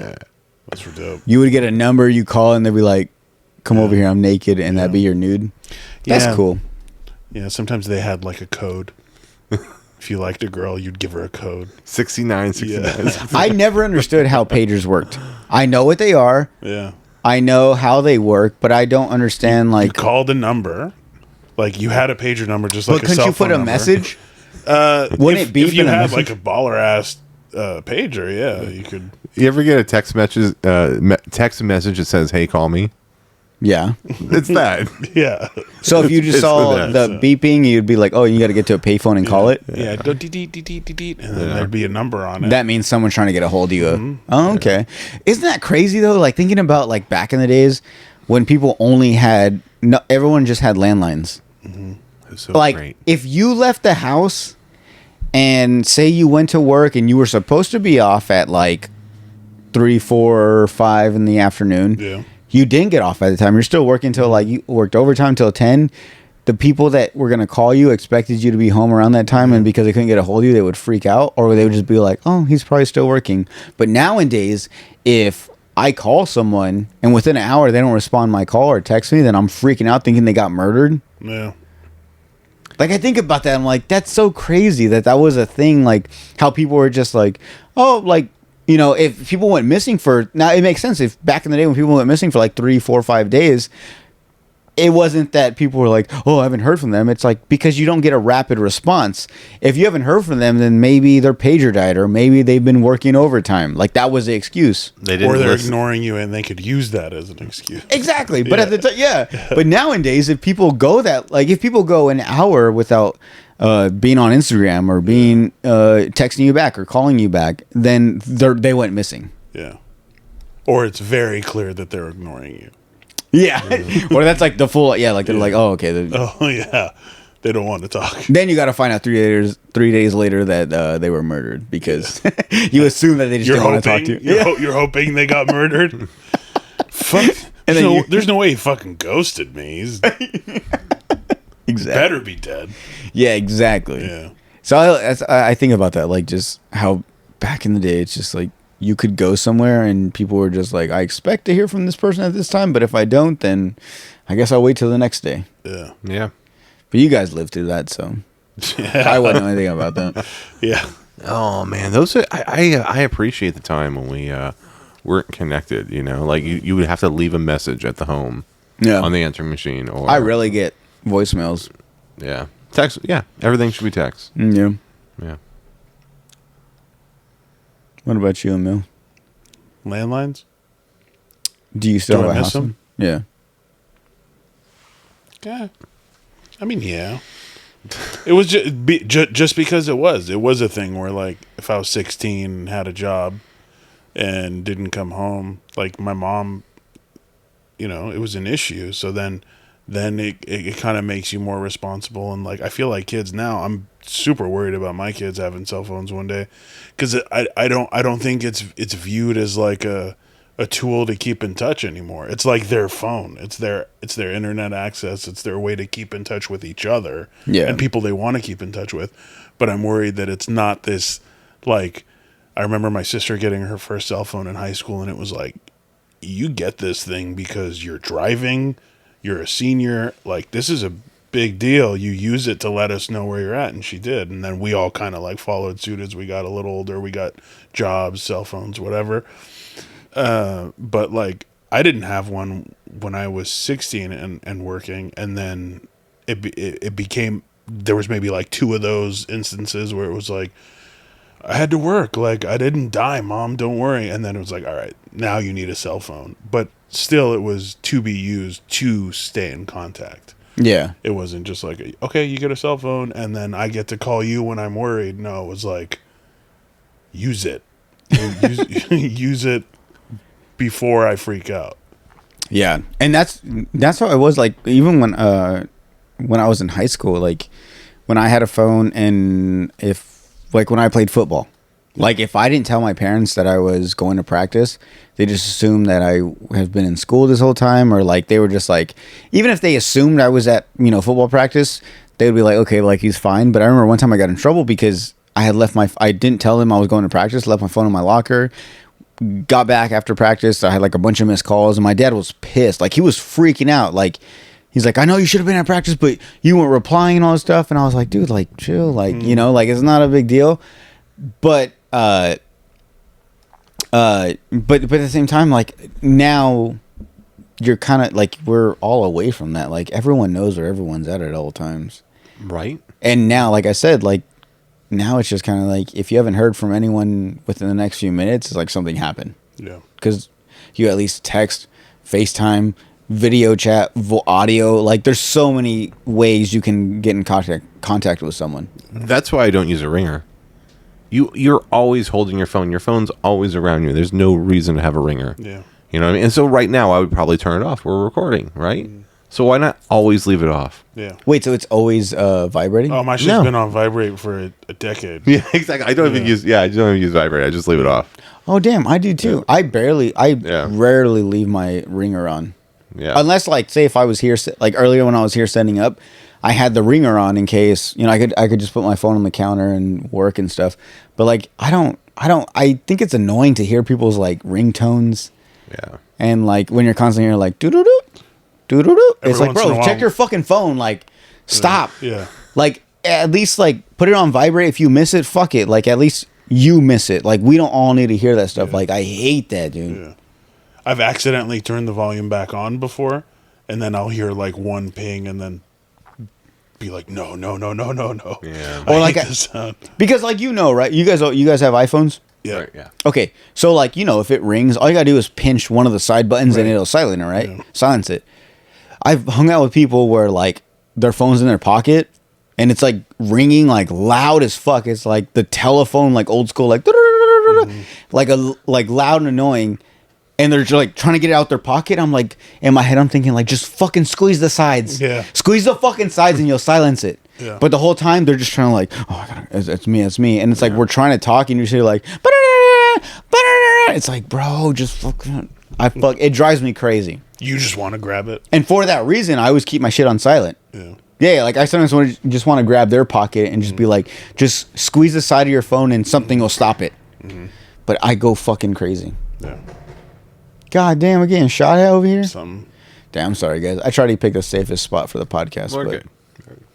we're right down the street from the fucking police department, so I thought we'd be good. I'm gonna go pee. You gotta go pee? All right, go pee. Excuse me, Cody. You're good, man. What do you got? So I had a question. I wanted to bring it up before the podcast because I didn't know if we could do it now. I could bleep it out anytime. But About normal size. what's the... All right, cool. So I lost the money I bet on. So we had just finished the Josh Potter and Chase O'Donnell show. So Right, yeah. what's the word for the next Crest show? Because a lot of people are looking forward to those, man. Like, you've built the hype up for all of them. People, like a lot of my friends that couldn't make it out to this last show are messaging me. They're like, bro, I want to go to the next one. When's the next one? Do you have an idea? You're working on something? I have the dates, so I certainly have the dates for the venue. That's the first step, and the next step would be finding the talent. And I have a lot of contacts, emails, texts, phone calls out to different people. That being said, let's stick to the formula that works. You know what I mean? And the formula that works is who's hilarious. Like, let's start there. Yeah. You know, they're good. Like, they open for killers. They open for national acts. And let's make it worth their while. They're the talent. They're making, you know, the effort to come down here to put on a good show. Let's make it, you know, worth it. So give them, you know, their door fee. But that being said, I don't know. I'm working on it. I mean, anybody you recommend or anybody you want to see? Like, I'm every time we get somebody, I'm surprised as hell. George Perez, and he put on a great show. And then when Josh and Chase came together at the same time, you know, it's like the universe, you know, aligned the stars. Yeah. So I don't know who would be next. I know who I have for the feature. Oh, I'm good, thank you. I got this. So. Oh, like you have an idea? Yeah. Oh, yeah. okay. But as far as our headliners, I've got a dozen people that, and I want to do like comedy show. Like, again, we're fans of comedy, so it should be fun shows. Like that was my thought with Josh and Chase is, you know, make it, you know, a themed show. Yeah. So this next one, I'm thinking, you know, themed as well. It depends who we get. Oh, okay. But no, I mean, I was asking him if maybe he could give us a little insight to who the next Crest show is, because I don't know if you got the same feedback, but after it was done, people that couldn't make it or did make it were like, "When's the next one?" Like, so For sure. Yeah. I got a lot of when's the next one. People who from out of town were like, "Man, I want to come to the next one. Let me know." So. But would you say that I kept saying this to Josh and them, that I think because there's not a lot of comedy shows out here in Yuma, then we just have a crowd that doesn't know how to react or how to act around like a comedy show. It's going to take some time. Yeah. You know, it got better from the first that one. So well. That was awesome. That was super educational to like watch him go up last. Oh, Josh? Yeah. Yeah. And how because I mean, I went up first and they were drunk and like involved, you know, by his set. They were Engaged. hammered. Yeah. And like just doing stuff. And his approach of like, I get it. Like, you guys don't get this and you're having fun. I don't give a shit. Like, because I think one of them apologized to him at one point. Yeah. And he was like, you don't have to apologize to me. You guys are having fun. I get it. And that was like, oh, yeah. You don't have to be like, you don't do that at a you know, you don't have to react like that. Yeah. You just got to, dude's a pro. Like, you just got to do your jokes. Do your jokes and understand that they're not doing it to be bad people. It's like that wasn't, there was no ill will. They were just fucked up. And Yeah. like you said, they don't have it. They haven't done it. So Yeah, exactly. And that's why I was saying, like, I think like Yuma's just kind of Cody's bringing it to Yuma big time. Like, so. Everyone's like, holy fuck, like, I never been to a comedy, you know, show, let alone something like this. And then bringing the people from LA, like the big names, it's like, dude, that's the thing is, like, you are bringing these big people down to Yuma, and for them, they're like, oh, this is cool. This is like people telling jokes. Little do they know, like, bro, these are like top-notch people in LA, like people that we would pay big money to go travel I to paid see. big money in October to go see Josh open up for Tom Segura. Like, that's Yeah, exactly. You paid for Tom Segura. yeah, but I paid. Yeah. I paid and got. You know what I And mean? he Like, traveled. and he killed, and it made me feel better about what I paid. Yeah, exactly. You know what I mean? Yeah. So But you didn't just pay for the ticket. You paid for the gas. You paid for the hotel. Exactly. You paid Very for much, the yeah. meals out. Yeah. I These mean, are people that are in this hometown, and they're like, oh, that's a comedy show, we'll go check it out. Yeah. But they're not really appreciating like who the person is. They're also just like, this is something we should do tonight, you know? yeah. But I think the more Cody puts on these shows, the more we're gonna see like a crowd really start to see like, oh, this is stuff. These are professionals. These are people that are performing. This is stuff you wouldn't normally travel to go see, and let alone this is just a downtown trip that we make every fucking weekend, if not every day. Yeah, they'll evolve for sure. Yeah. For sure. Yeah. What were you gonna say? no, I I know mean, you had something to I think say. that's it. Like, it'll just take some time before people kind of get the etiquette of, Yeah. You know, not to talk and you know, be Just enjoy the show, rambunctious. sit back, yeah. Yeah, but that being said, it's not a comedy club. I mean, we're taking over a room and we're putting on a comedy show. Yeah. But, you know, we're not charging two drink minimums. You know, we're not. I don't think anyone in that room wouldn't have hit that minimum. They wouldn't have a problem hitting that. But you know what I mean. It's like it's not structured as, you know, a comedy show that you know is like when you went to the Comedy Store. You know, that is different. You know, this is a comedy show in a nice venue. You know, like Yeah. Well, I mean, from the George Perez show, we got good feedback. yeah. I mean, from them that perform up in LA and San Diego and all that stuff, like they had good feedback too, as far as they were like, it was legit to them. And they've been to some places. They perform at the Comedy Store, so they were like, no, the crest was pretty dope, right? Like, it was cool for them. So I think even Josh said it that night. Like, he was like, this is a nice place to perform at. And I think he was comparing to certain places. And it's just cool to know that we weren't a venue that was like, oh yeah, that's like a little dive bar or something. Like, no, like they were like, yeah, it is Yuma. It's a small town. No one knows a lot about it, but it's a dope ass setup if you go and perform. Is. Yeah, and I love it too. Like The room, the green room. the lighting, the green room is fucking amazing, dude. It's so cool just to have that one spot before where you can hang out or afterwards or before or whatever. And I feel like that's got to be a selling point for It top has to talent. be, You know what I yeah. mean? Like, So I saw a picture of I think Chase today, and she was in a green room with Christina P. Yeah. And like they had like refrigerator like full of stuff. You know, I'm like, oh, we need that. You know, like Mini so fridge, there's little things that, like, you know, the cherry on top we don't have, but there are so many clubs that don't. They have a curtain. You know what I mean? Like they don't have a separate room. it's like a broom closet. Yeah. Yeah. So the fact that we're able to have a separate space nice is space. a whole little separate building up Yeah. on top, like away from everything that no one has access to. Like, yeah, that is definitely something. I honestly think too. Like, I think lighting is a big thing.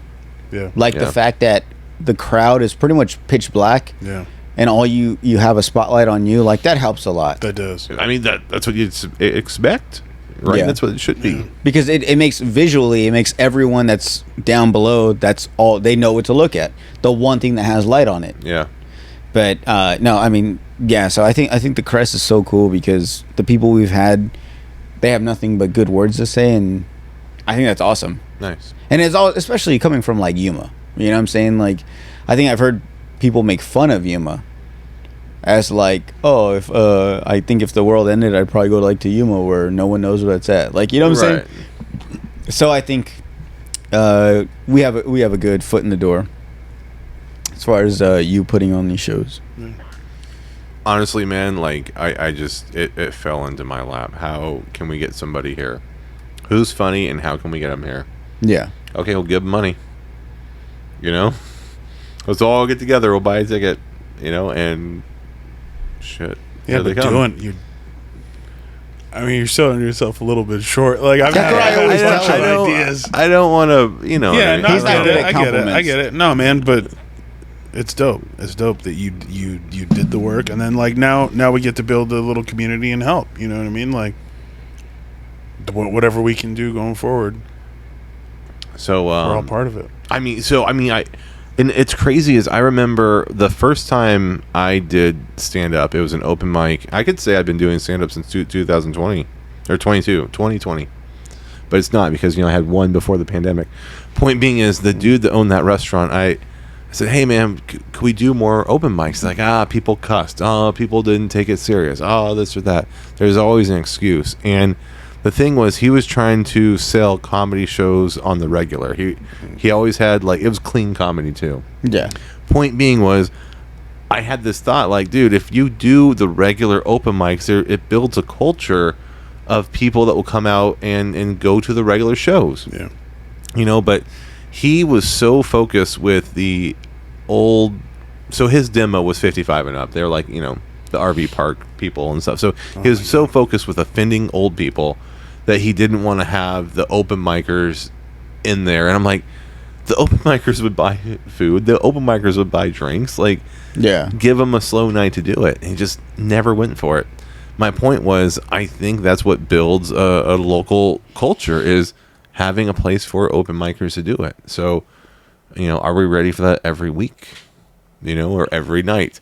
Probably not every night. I don't have enough shit for every night. Are you kidding me? Well, I couldn't do every night. yeah, I mean the every night stuff, the multiple a night stuff. That's big cities where like You're doing the same stuff. and it's a different set of people, like show to show, night to night. Yeah. It's you're almost never gonna get repeat. So you could go out there and do your same 5, 10, 15 minutes or whatever, and then work it and work it and work it. It saves you the trouble of having to travel to do it, but because you have the population and you have the support, like they're turning those rooms, show to show. So, but also though, if you're having like a show a week, you're able to, if you have something that has been working for you, like a good 5 minutes, and you really want to fix it, work on it, and like harp on it, then every week that could be something cool. It doesn't necessarily mean you have to every week you have to write something new. It's not Kill Tony, Right. You know what I'm saying? It's like if you find something that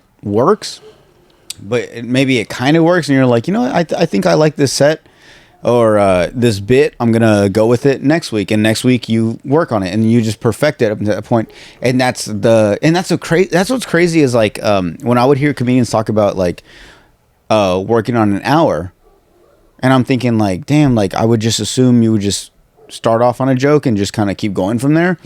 But just perfecting a good 5 minutes is crazy. And then to add on, like if you're going at that pace, like every 5 minutes, like what is that? Like 12? Like at least 12 months where you're performing at least like once a month, you're performing a new 5-minute set. To build up to an hour, like that's fucking crazy. And now it makes sense to me when they talk about how this, I worked all this, I took a whole year to work on this 1 hour. It's like 1 hour took you a whole year, like that's crazy. But here we are trying to make a good 5 minutes work within a matter of a month.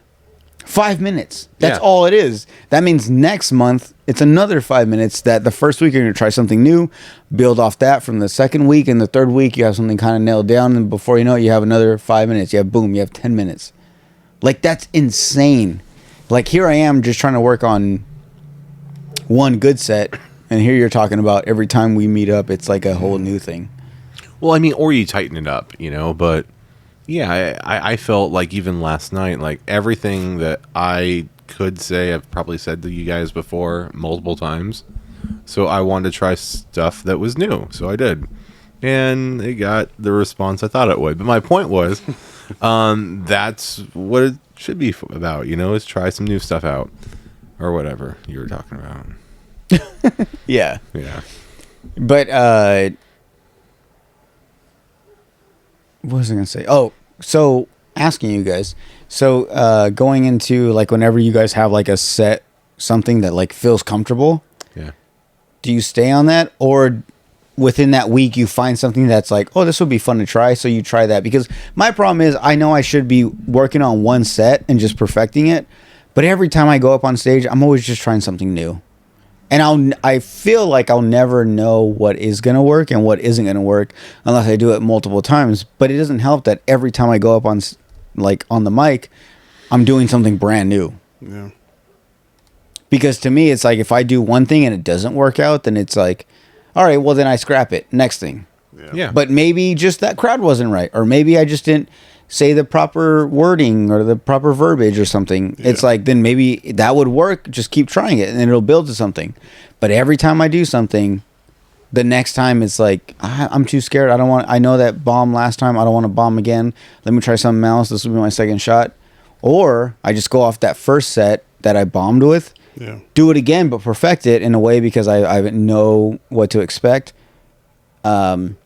And so then maybe it'll make it better, or I just go with something new. Like, what do you guys do? I think it's case to case, like, and then where you're going. Like, so when I was trying to put my 5 minutes together for the Crest show, I was like, part of me didn't want to do the 3 minutes that I had done at Sage and Sand, but then the other part was like, well, it didn't all work great, so what did, and then it's like, all right, so maybe like two minutes of that I felt really good about, and then go to the last mic.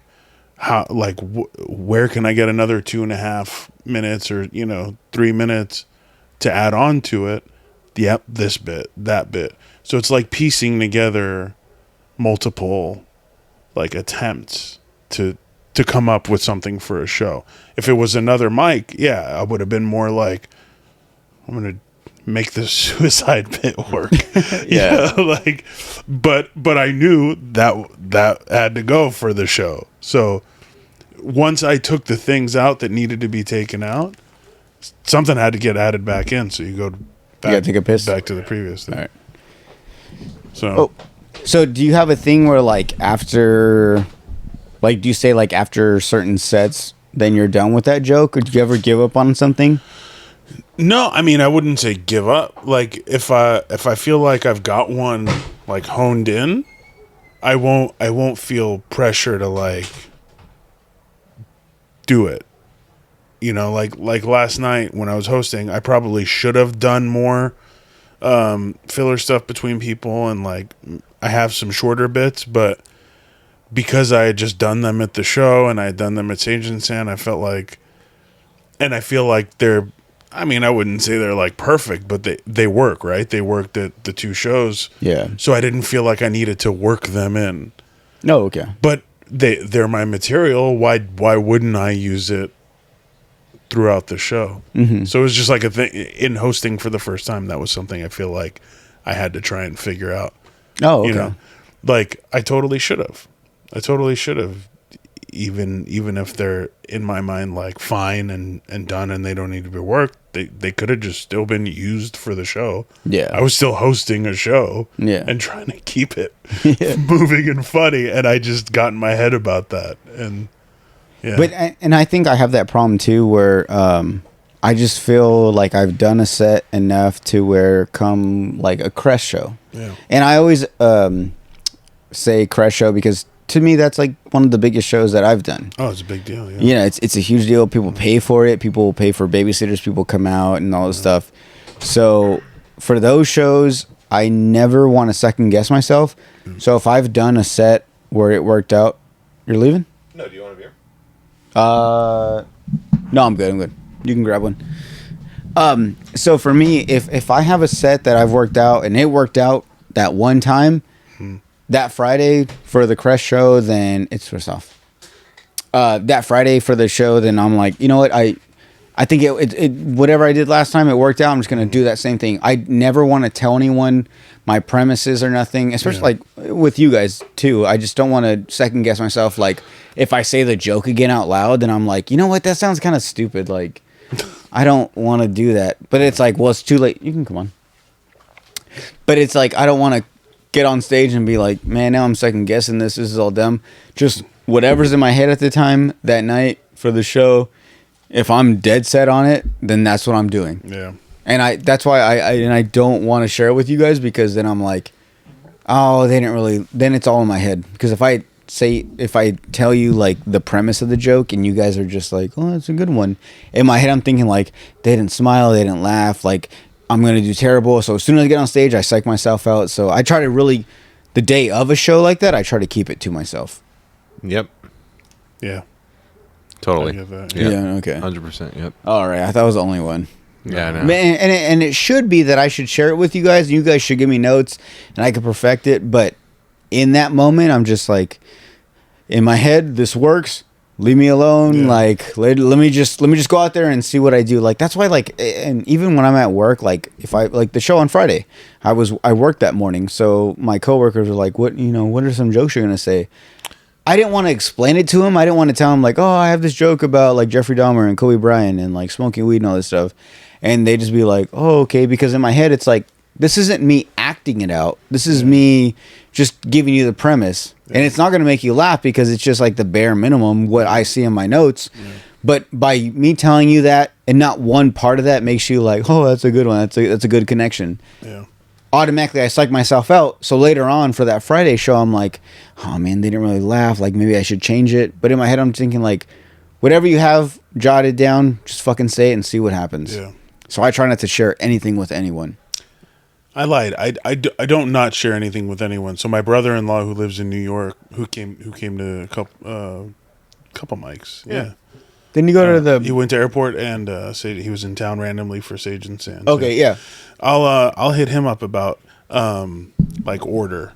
He helps me like kind of talk through what order I want to do my jokes in and like why I should do them in that order. And then sometimes we talk about like the bit too, but it's because he's been doing stand up for like 10 years at this point, like 8 years, 10 years. And so I feel like he knows how he doesn't like to be like helped right through his bits. Yeah. So he's very careful with like hearing me out and then being like, try it. It's never, you never run the risk of like, I don't get it. Why would you say that? Why would you? It's just like a very safe, creative, like, yeah, dude. Go for it. You can do it like that. Open-minded. Yeah. You can do it like that. I wouldn't do it in this order only because of this. You know what I mean? Or whatever. Yeah. It's not like it doesn't make sense. It's not just like someone being like, I don't get it. I don't get it. Yeah, that's like Yeah. No, I've had that too. Like with certain people, I love the best when I tell them a bit, and they're just like, "Oh, you should do this, you should do that." But same thing. I hate when people are just like, "I'm sorry, I just don't get it." Yeah. It's like, okay, well, you're not really, because I mean, we would never make some shit up that just in our heads. It's like, how the fuck did we come up with that? Why is that funny? Like, no, some part of it is funny. So when someone says like, I don't get it, it's like, you don't get like even like the little part that I thought that was funny. You don't funny. even get what I'm trying to do. Yeah, you don't even have like, they're like, I'm sorry, I have no idea where this is going. Yeah. So when you really I have to, get that. You're right. Oh yeah, I get that because I've certainly said some things and it's like, oh, that premise is not clearly explained, and they missed the mark. Like, yeah. So I get that. Yeah. So have I. And that's why I'm always like, I'm always worried to explain a joke to someone, because the minute I start explaining it when the part they should be laughing, and they're just like, and you just see their face like they're waiting for the part to make them laugh. Yeah, but wouldn't it be better to run it by someone and get that feeling, and then rewrite or reapproach or reconsider? Like, oh, if this person didn't get it, maybe other people won't get it. Yeah. Like, I feel like it might be an opportunity. Well, see, versus like that might be like doing it in front of 100 people for the. That might be like a psychological thing, because in my head, if someone didn't get it, I'd be like, okay, that's a terrible joke. Like, I'm just not going to do that joke, and I'll totally cancel it out. But if I was to think like, oh, they don't get it, let me try to explain it so they do get it, that would never cross my mind. Because I get so nervous up on stage where if I even know that there's a joke that I tried with my cousin or my mom or my dad or my girl or whatever, and they didn't even like giggle or smile or nothing, I'm like, that's a terrible joke. Like, you shouldn't say that. So I would just completely cancel it out. So that's why I would never, that's why I'm just like, whatever I have in my head for tonight, I'm just going to do it. I'm not going to tell anyone like, this is what I'm going to try. Like, let me just do it and see what happens, like live, like on stage. Yeah, I cancel jokes like right before I go up, or I change things around depending on who knows, why. Yeah. It's madness. Especially for the airport show, like this last one, like I had certain things that I wanted to add into, but I was like at the time, like leading up to it, I'm like, this will be cool, this will be funny. And then once you get there and you kind of see the crowd and you kind of base it off like certain things, like I don't know what it is. I can't explain to you what I base it off, but I'm just like, you know what? Maybe not try this tonight. Maybe just switch it to this or whatever. But yeah, I definitely do that too. Like, I start switching things up last minute. And I think that fucks me up, though. I think I should just go up there and just be like, bro, just do what you said. Who cares what anyone fucking says? But the minute I get there and I see the crowd and I see all you other motherfuckers, and I start getting nervous because you guys start making me feel like I should do even better, which is a good thing because I fucking love you guys for that. But I'm just like, I don't know. I mean, I lock my stuff in. I can tell you, dude. Well, what I mean by that is like you look comfortable up there. I know what jokes I want to do, And then I come up with the order, and then I walk around like a fucking crazy person and say that shit to myself. Nah, you make it work. I'll record myself saying it, and then I'll listen to it a few times. Like, oh shit, okay. like I want to hear how it's sounding coming out of my mouth. I want to hear like, what am I spending too much time on? Like, I did that a lot going into the second mic. And the first mic, I did like 3.5 minutes. Yeah. And I didn't do that going into that one. I just like had the stuff written, and I said I'll do these 3 jokes, and then however much time that takes, that's what it takes. But then I wanted to have close to 10 minutes like ready for the second one, so I did more of that where I locked it in. I did the order. I listened to it, and then like it went better. So then I do that now. I just kind of like try to lock it in more. Oh, okay. In terms of setting it. So it's all about repetition. I think so. Yeah. I like, because you're seeing it, you're hearing it, you're getting all these like senses involved in this act, and then just it's more muscles to commit to muscle memory of like performing this thing, you know. But isn't that the challenge though? Like especially from us down here in Yuma doing like these very minimal shows. It's like, let's just say next month, right? Next November 30th. Say we're gonna have a crest show, like a big show, you know. Someone from LA comes down, like headliner and all that stuff. It's a bad weekend. Hold on, I'm just saying hypothetically. I'm thinking maybe early December. Cody, this is hypothetically speaking. Yeah. Let's just say we're gonna have a big show then, right? Between us 3, we're all gonna perform, but from now to that point, how much practice are we really gonna get?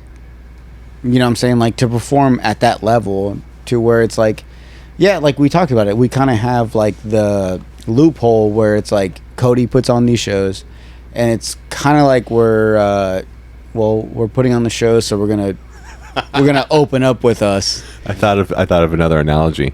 What? All right, it's like all right, so it's like, you know, we're all friends, right? And you guys get to come over and like finger bang my sister, but she has Down syndrome, you know.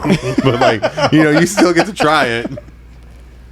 You still get to try it, but you know, we all get a chance. Yeah, you know, like we're all kids, you know. You're still whatever. Well, I mean, I get, you know. Yeah, I get it. Yeah, I guess it's kind of easy. Yeah, you know. Yeah, it's like we still get experience. You know what it's like. Everyone gets a chance. Yeah. Whatever. So the comedy show is your retarded sister? I don't know. Yeah. Or your sister with Down syndrome? I'm sorry. Special sister. Special. Your retarded sister. Whatever. Where are we going with that? I don't know, man. You're talking about your special ed sister. I don't have a special ed. I don't know. I'm just saying, you know, we all have no, what I was getting at was we barely have like a small amount of time to practice. When we have these big shows at the end of the month, it's like we kind of just have to go off of these past 2-3 shows we had to build up to one big show that opens up for these huge headliners that have been practicing on these 30-40 minutes. I would say to that, like, control what you can.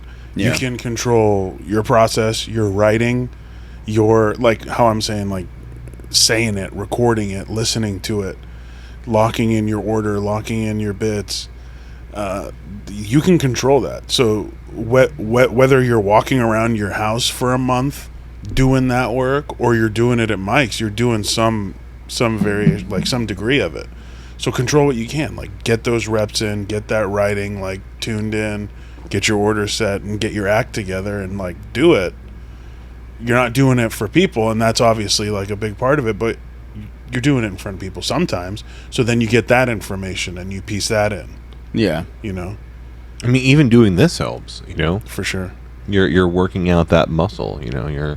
Yeah, we're also just having a conversation where we talk about what our goals and stuff are, but at the same time, we have like little stories here and there, and that's why I told you when I first started the podcast, that was the idea where it was like, I just have conversations with other people, or I do solo podcasts where when I listen back to them, I'm like, actually, that's a good bit, or that's a funny joke. Like, same thing. We're all just kind of telling like our ideas and funny stories and stuff.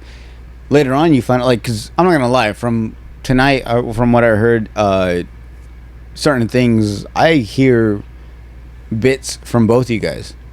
I've heard things you guys have said that I'm like, how is that not a joke? How have you not said that? So doing the podcast, I kind of do that for myself, where Absolutely. I just like say stories and stuff, and I'm like, that would be funny, I guess, if I turned it into a joke or whatever. So you guys have some stuff that you guys have been telling me or telling us, but yeah. Yeah, I mean, we need more, I guess, mic time, and that's why, you know, when we're willing to go to El Centro, because they have a weekly open mic. You know, I bet we could probably find a spot over here. Yeah. You know, and well, maybe next week we can do that. And I bet you money, like, the only reason I don't want to do this is I don't want to confuse people. Is I bet you money if we were to approach brewers and say, hey, can we do one at the Avenue B location at the other 2 weeks? You know what I mean? Oh. So one over here, one over there. That's going to confuse people. Yeah. It's too far. They want to. Yeah. They want a set spot. Yeah. So that's why, like, I think saying airport is safe. Yeah. Because you can't, like, fuck up that. Just go to the airport in Somerton, right? Yeah, but yeah. Roll filled. No one goes there. No. Okay. That's all the people trying to like escape Mexico, or people trying to go from the U.S. to Mexico. So no one's gonna confuse that. All right. Well, the airport open mic, you can't. You know, so maybe set up there every week. I don't know. Yeah, exactly. But I would love, dude. The thing that was great about our undisclosed open mic was it went past 9 o'clock.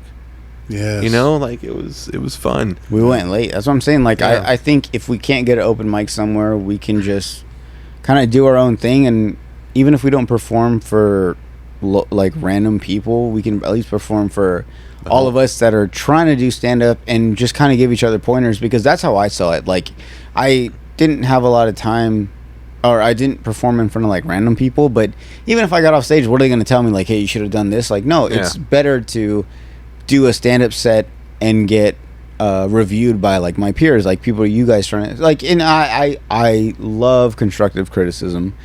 There's nothing you guys can tell me that's gonna be like, if you guys told me like, bro, that set sucked, like I don't know what the fuck you were talking about, like that shit wasn't funny at all, then I'd maybe be like, okay, I'll try to make it better, or I'll just completely scrap it. No, we'd be pieces of shit. Exactly. That's what I'm saying. Yeah. That's what I'm saying is like, this is that's the perfect time to where it's not people that are just like, they've never got on stage, they have nothing, anything that they say doesn't matter, or even if it's not funny, whatever, but to perform in front of your peers that also are going to go up on stage, they can talk because they've been up on stage, they've said some funny things. And so if you guys have something that isn't, that I do, and you're like, that's not funny, whatever, it's just like, all right, cool. Like, it means a lot more. And I think we should do some more of those. Even if we can't find a spot, then like, fuck it, like we'll go to a warehouse or something and just say jokes in front of people and try stuff out and be like, we give pointers. I mean, I think we could probably do what we did at the that last pop-up, was find a place and say, hey, can we, it's a slow Tuesday, could we come in here? Exactly, yeah. You know? Mm-hmm. See you next Tuesday. Yeah. Oh, man. Well, we've been going for some time. We got to wrap it up. I just want to say, Emil, thank you for coming out, brother. Dude. I'm so glad I met you. Like I said, from the time I met you, you were hilarious. I don't have a lot of friends, so it's always cool to meet. I felt like I sound like a serial killer. You know, like, I don't have a lot of friends, but thank you for hanging out with me. I know I'm fucking weird, but thanks. They don't let me out much. And they don't let me out much, but thanks for letting me out. No, but you came out and you were fucking hilarious. And like I said, from the moment you came out to the open mic at Brewers at the airport, I had to go up to you and be like, bro, I have a podcast. I'm sorry. No, go ahead. Didn't he seem cool back then? Like, remember? Like, he did. He had people there. It was kind of intimidating. Well, like, I had one person there. No, your brother. You had my buddy. You had somebody else at the table, I thought. But point being, it's kind of intimidating. Like, this guy killed it. Well, not only that, but like he wasn't a dick though. Like, he didn't show up and was like just watching us. Like, No, he was laughing. He was engaged with us. So My stomach hurt. up until he came up, I didn't know he was even performing. I thought like, oh, well, afterwards, like, oh, he's clearly done this before. He knows what he's doing. And then we find out, yeah. Yeah. No, you guys were cool as shit. No, but like I said, when we saw you, like, oh, cool kids. You know. I didn't feel cool, dude. You know. Oh, I was stressing and wanting to do good and just like be a part of the scene and the community. So like you guys coming up and giving me props and like being cool and yeah. that was it. That was everything because I was whatever it looked like. I was nervous as shit. My friend or friends, whoever was there. I think I had one friend the first night. That was very much emotional support. Like it was like I knew I wanted to go watch the open mic. I took my notebook thinking like maybe I'll sign up. And then I just told myself on the drive over, like, sign up, dude. Sign up and get the first one done. Yeah. How you said, like, knock it out. Yeah. Knock it out, and then there's the next one. And then you add and you change and do all that. But yeah, however I seemed, I was stressed out. No, and man. and you guys being cool at the end made it like, all right, I'm coming back. I'm doing, if nothing else, I'm doing this mic as long as it is going. And now we even got you doing the Crest shows, which that also helped me out a lot. Like now I feel the craziness of following someone that is killing, because before it was just me opening and then it's just like, well, of course the people behind me are going to follow and are going to do amazing. And now I have you, and now you open, and I follow you, and I'm like, damn. And like last show, I was just like, I should have gone before him. Because, dude, you were hilarious. Like, I don't mean to toot your own horn, but you were. And this is why I want you on the podcast. This is why I want to stay close friends with you, because you're hilarious. You're a good time to be around. Everyone loves you. Thanks, dude. I hope you stick around with the Brewer shows. I hope you stick around with the Crest shows. I hope we all three of us, just kind of go up and do more spots. We take a road trip, go to Phoenix, go to San Diego, to LA, wherever the fuck. You know what I'm saying? Like, I think we got a good group here that's kind of pushing each other to be better. No one's trying to be better than anyone else. Everyone just wants to see each other grow up. And I'm glad I've made friends with you guys. Well, and likewise, but what I'm saying is, as we grow the scene, as long as, there's enough of you all and us, and because being there every week is challenging, but if that can be spread out where people can host every other week or whatever, and maybe it's spread out amongst 3 or 4 or 5 people, so that burden isn't all on one person to be there every week, week in and week out. True. So if you guys are up for something like that, I was just thinking, oh yeah, definitely. But certain weeks would be more popular than others. Payday weeks and shit. Right. But no, man, I just want to say once again, thank you guys for coming out. Emil, you have Instagram, don't you? I do. I just made a comedy account on Instagram. What are your 2 accounts? You got a personal? Yeah, I have the personal that I got all my kid pictures and stuff on there, so I'm leaving that private. And then I made Emil.comedy. EMIL.comedy. Okay. I'll put it right here, as always. Cody Beeson. Oh, can I plug? Yes, you can. Okay, so Cody Beeson is the Instagram, but it's 928 Comedy. 928 Comedy is the goal. Yeah. Follow 928 Comedy. It will not follow you back. Yeah, and he's got some big people following him, and he still has 0 fucking followers. No. I wish we'd have like a behind like no one knew who ran 928 Comedy, but now we know. So whatever. So we got Cody Beeson, 928 Comedy. Follow me, guys, at Jordan Natano is my personal. For the podcast is at the Slob on the Pod. Please like, comment, subscribe on YouTube. It's very corny to say that, but I feel like I have to say it. Maybe just remind people.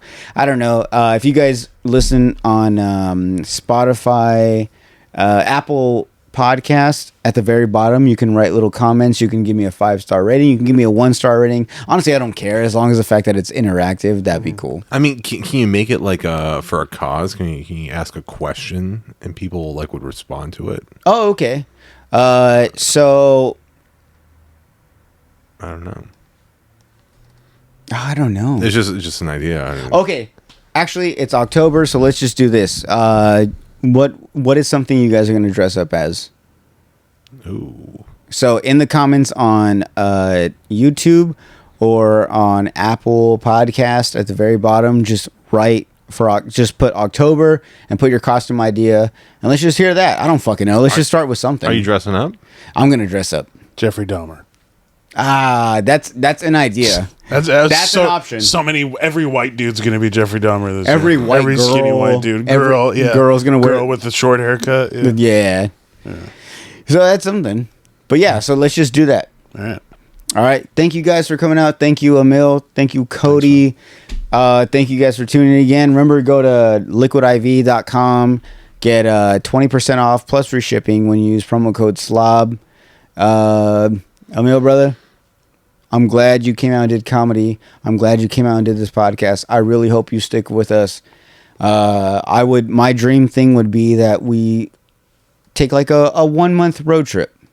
Yeah. We go on the road. All three of us go around to different cities within however mile radius, and we all just try to find open mics. That sounded romantic, and I want to do it. Open mics or like get paid, because those are different. Just open mics. Just open mics is what you're saying. Yeah, open mics. Okay. We'll all save them some money. I'll rent a van. We'll take a 1 week trip where we just go to Phoenix, San Diego, LA, fucking Dude, I've always wanted Utah. to do that gumball one. Yeah, in San Diego. LA. LA. So we have ideas. So long story short, real quick. Depending on the color of the ball, it's like, you get extra 2 minutes. Or you cut by 2 minutes, like. Or you have a theme. Yeah. Or you have make a joke about Mermaid, the Little Mermaid, the Black Little Mermaid. Or so talk about like really testing your metal, like, oh shit, now do your thing with less time. Yeah. Or more time or whatever, Yeah. Anyway, so I mean, if you want to do something like that, we a weekend trip. I get it. You have kids, you have family and stuff, but take a weekend trip, day and back, whatever. Do you have a TV?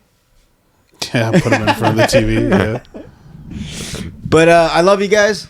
Thank you guys for coming out. Thank you guys for tuning in to another episode of Slob on the Pod. We're out, boys. Love you. There, bro.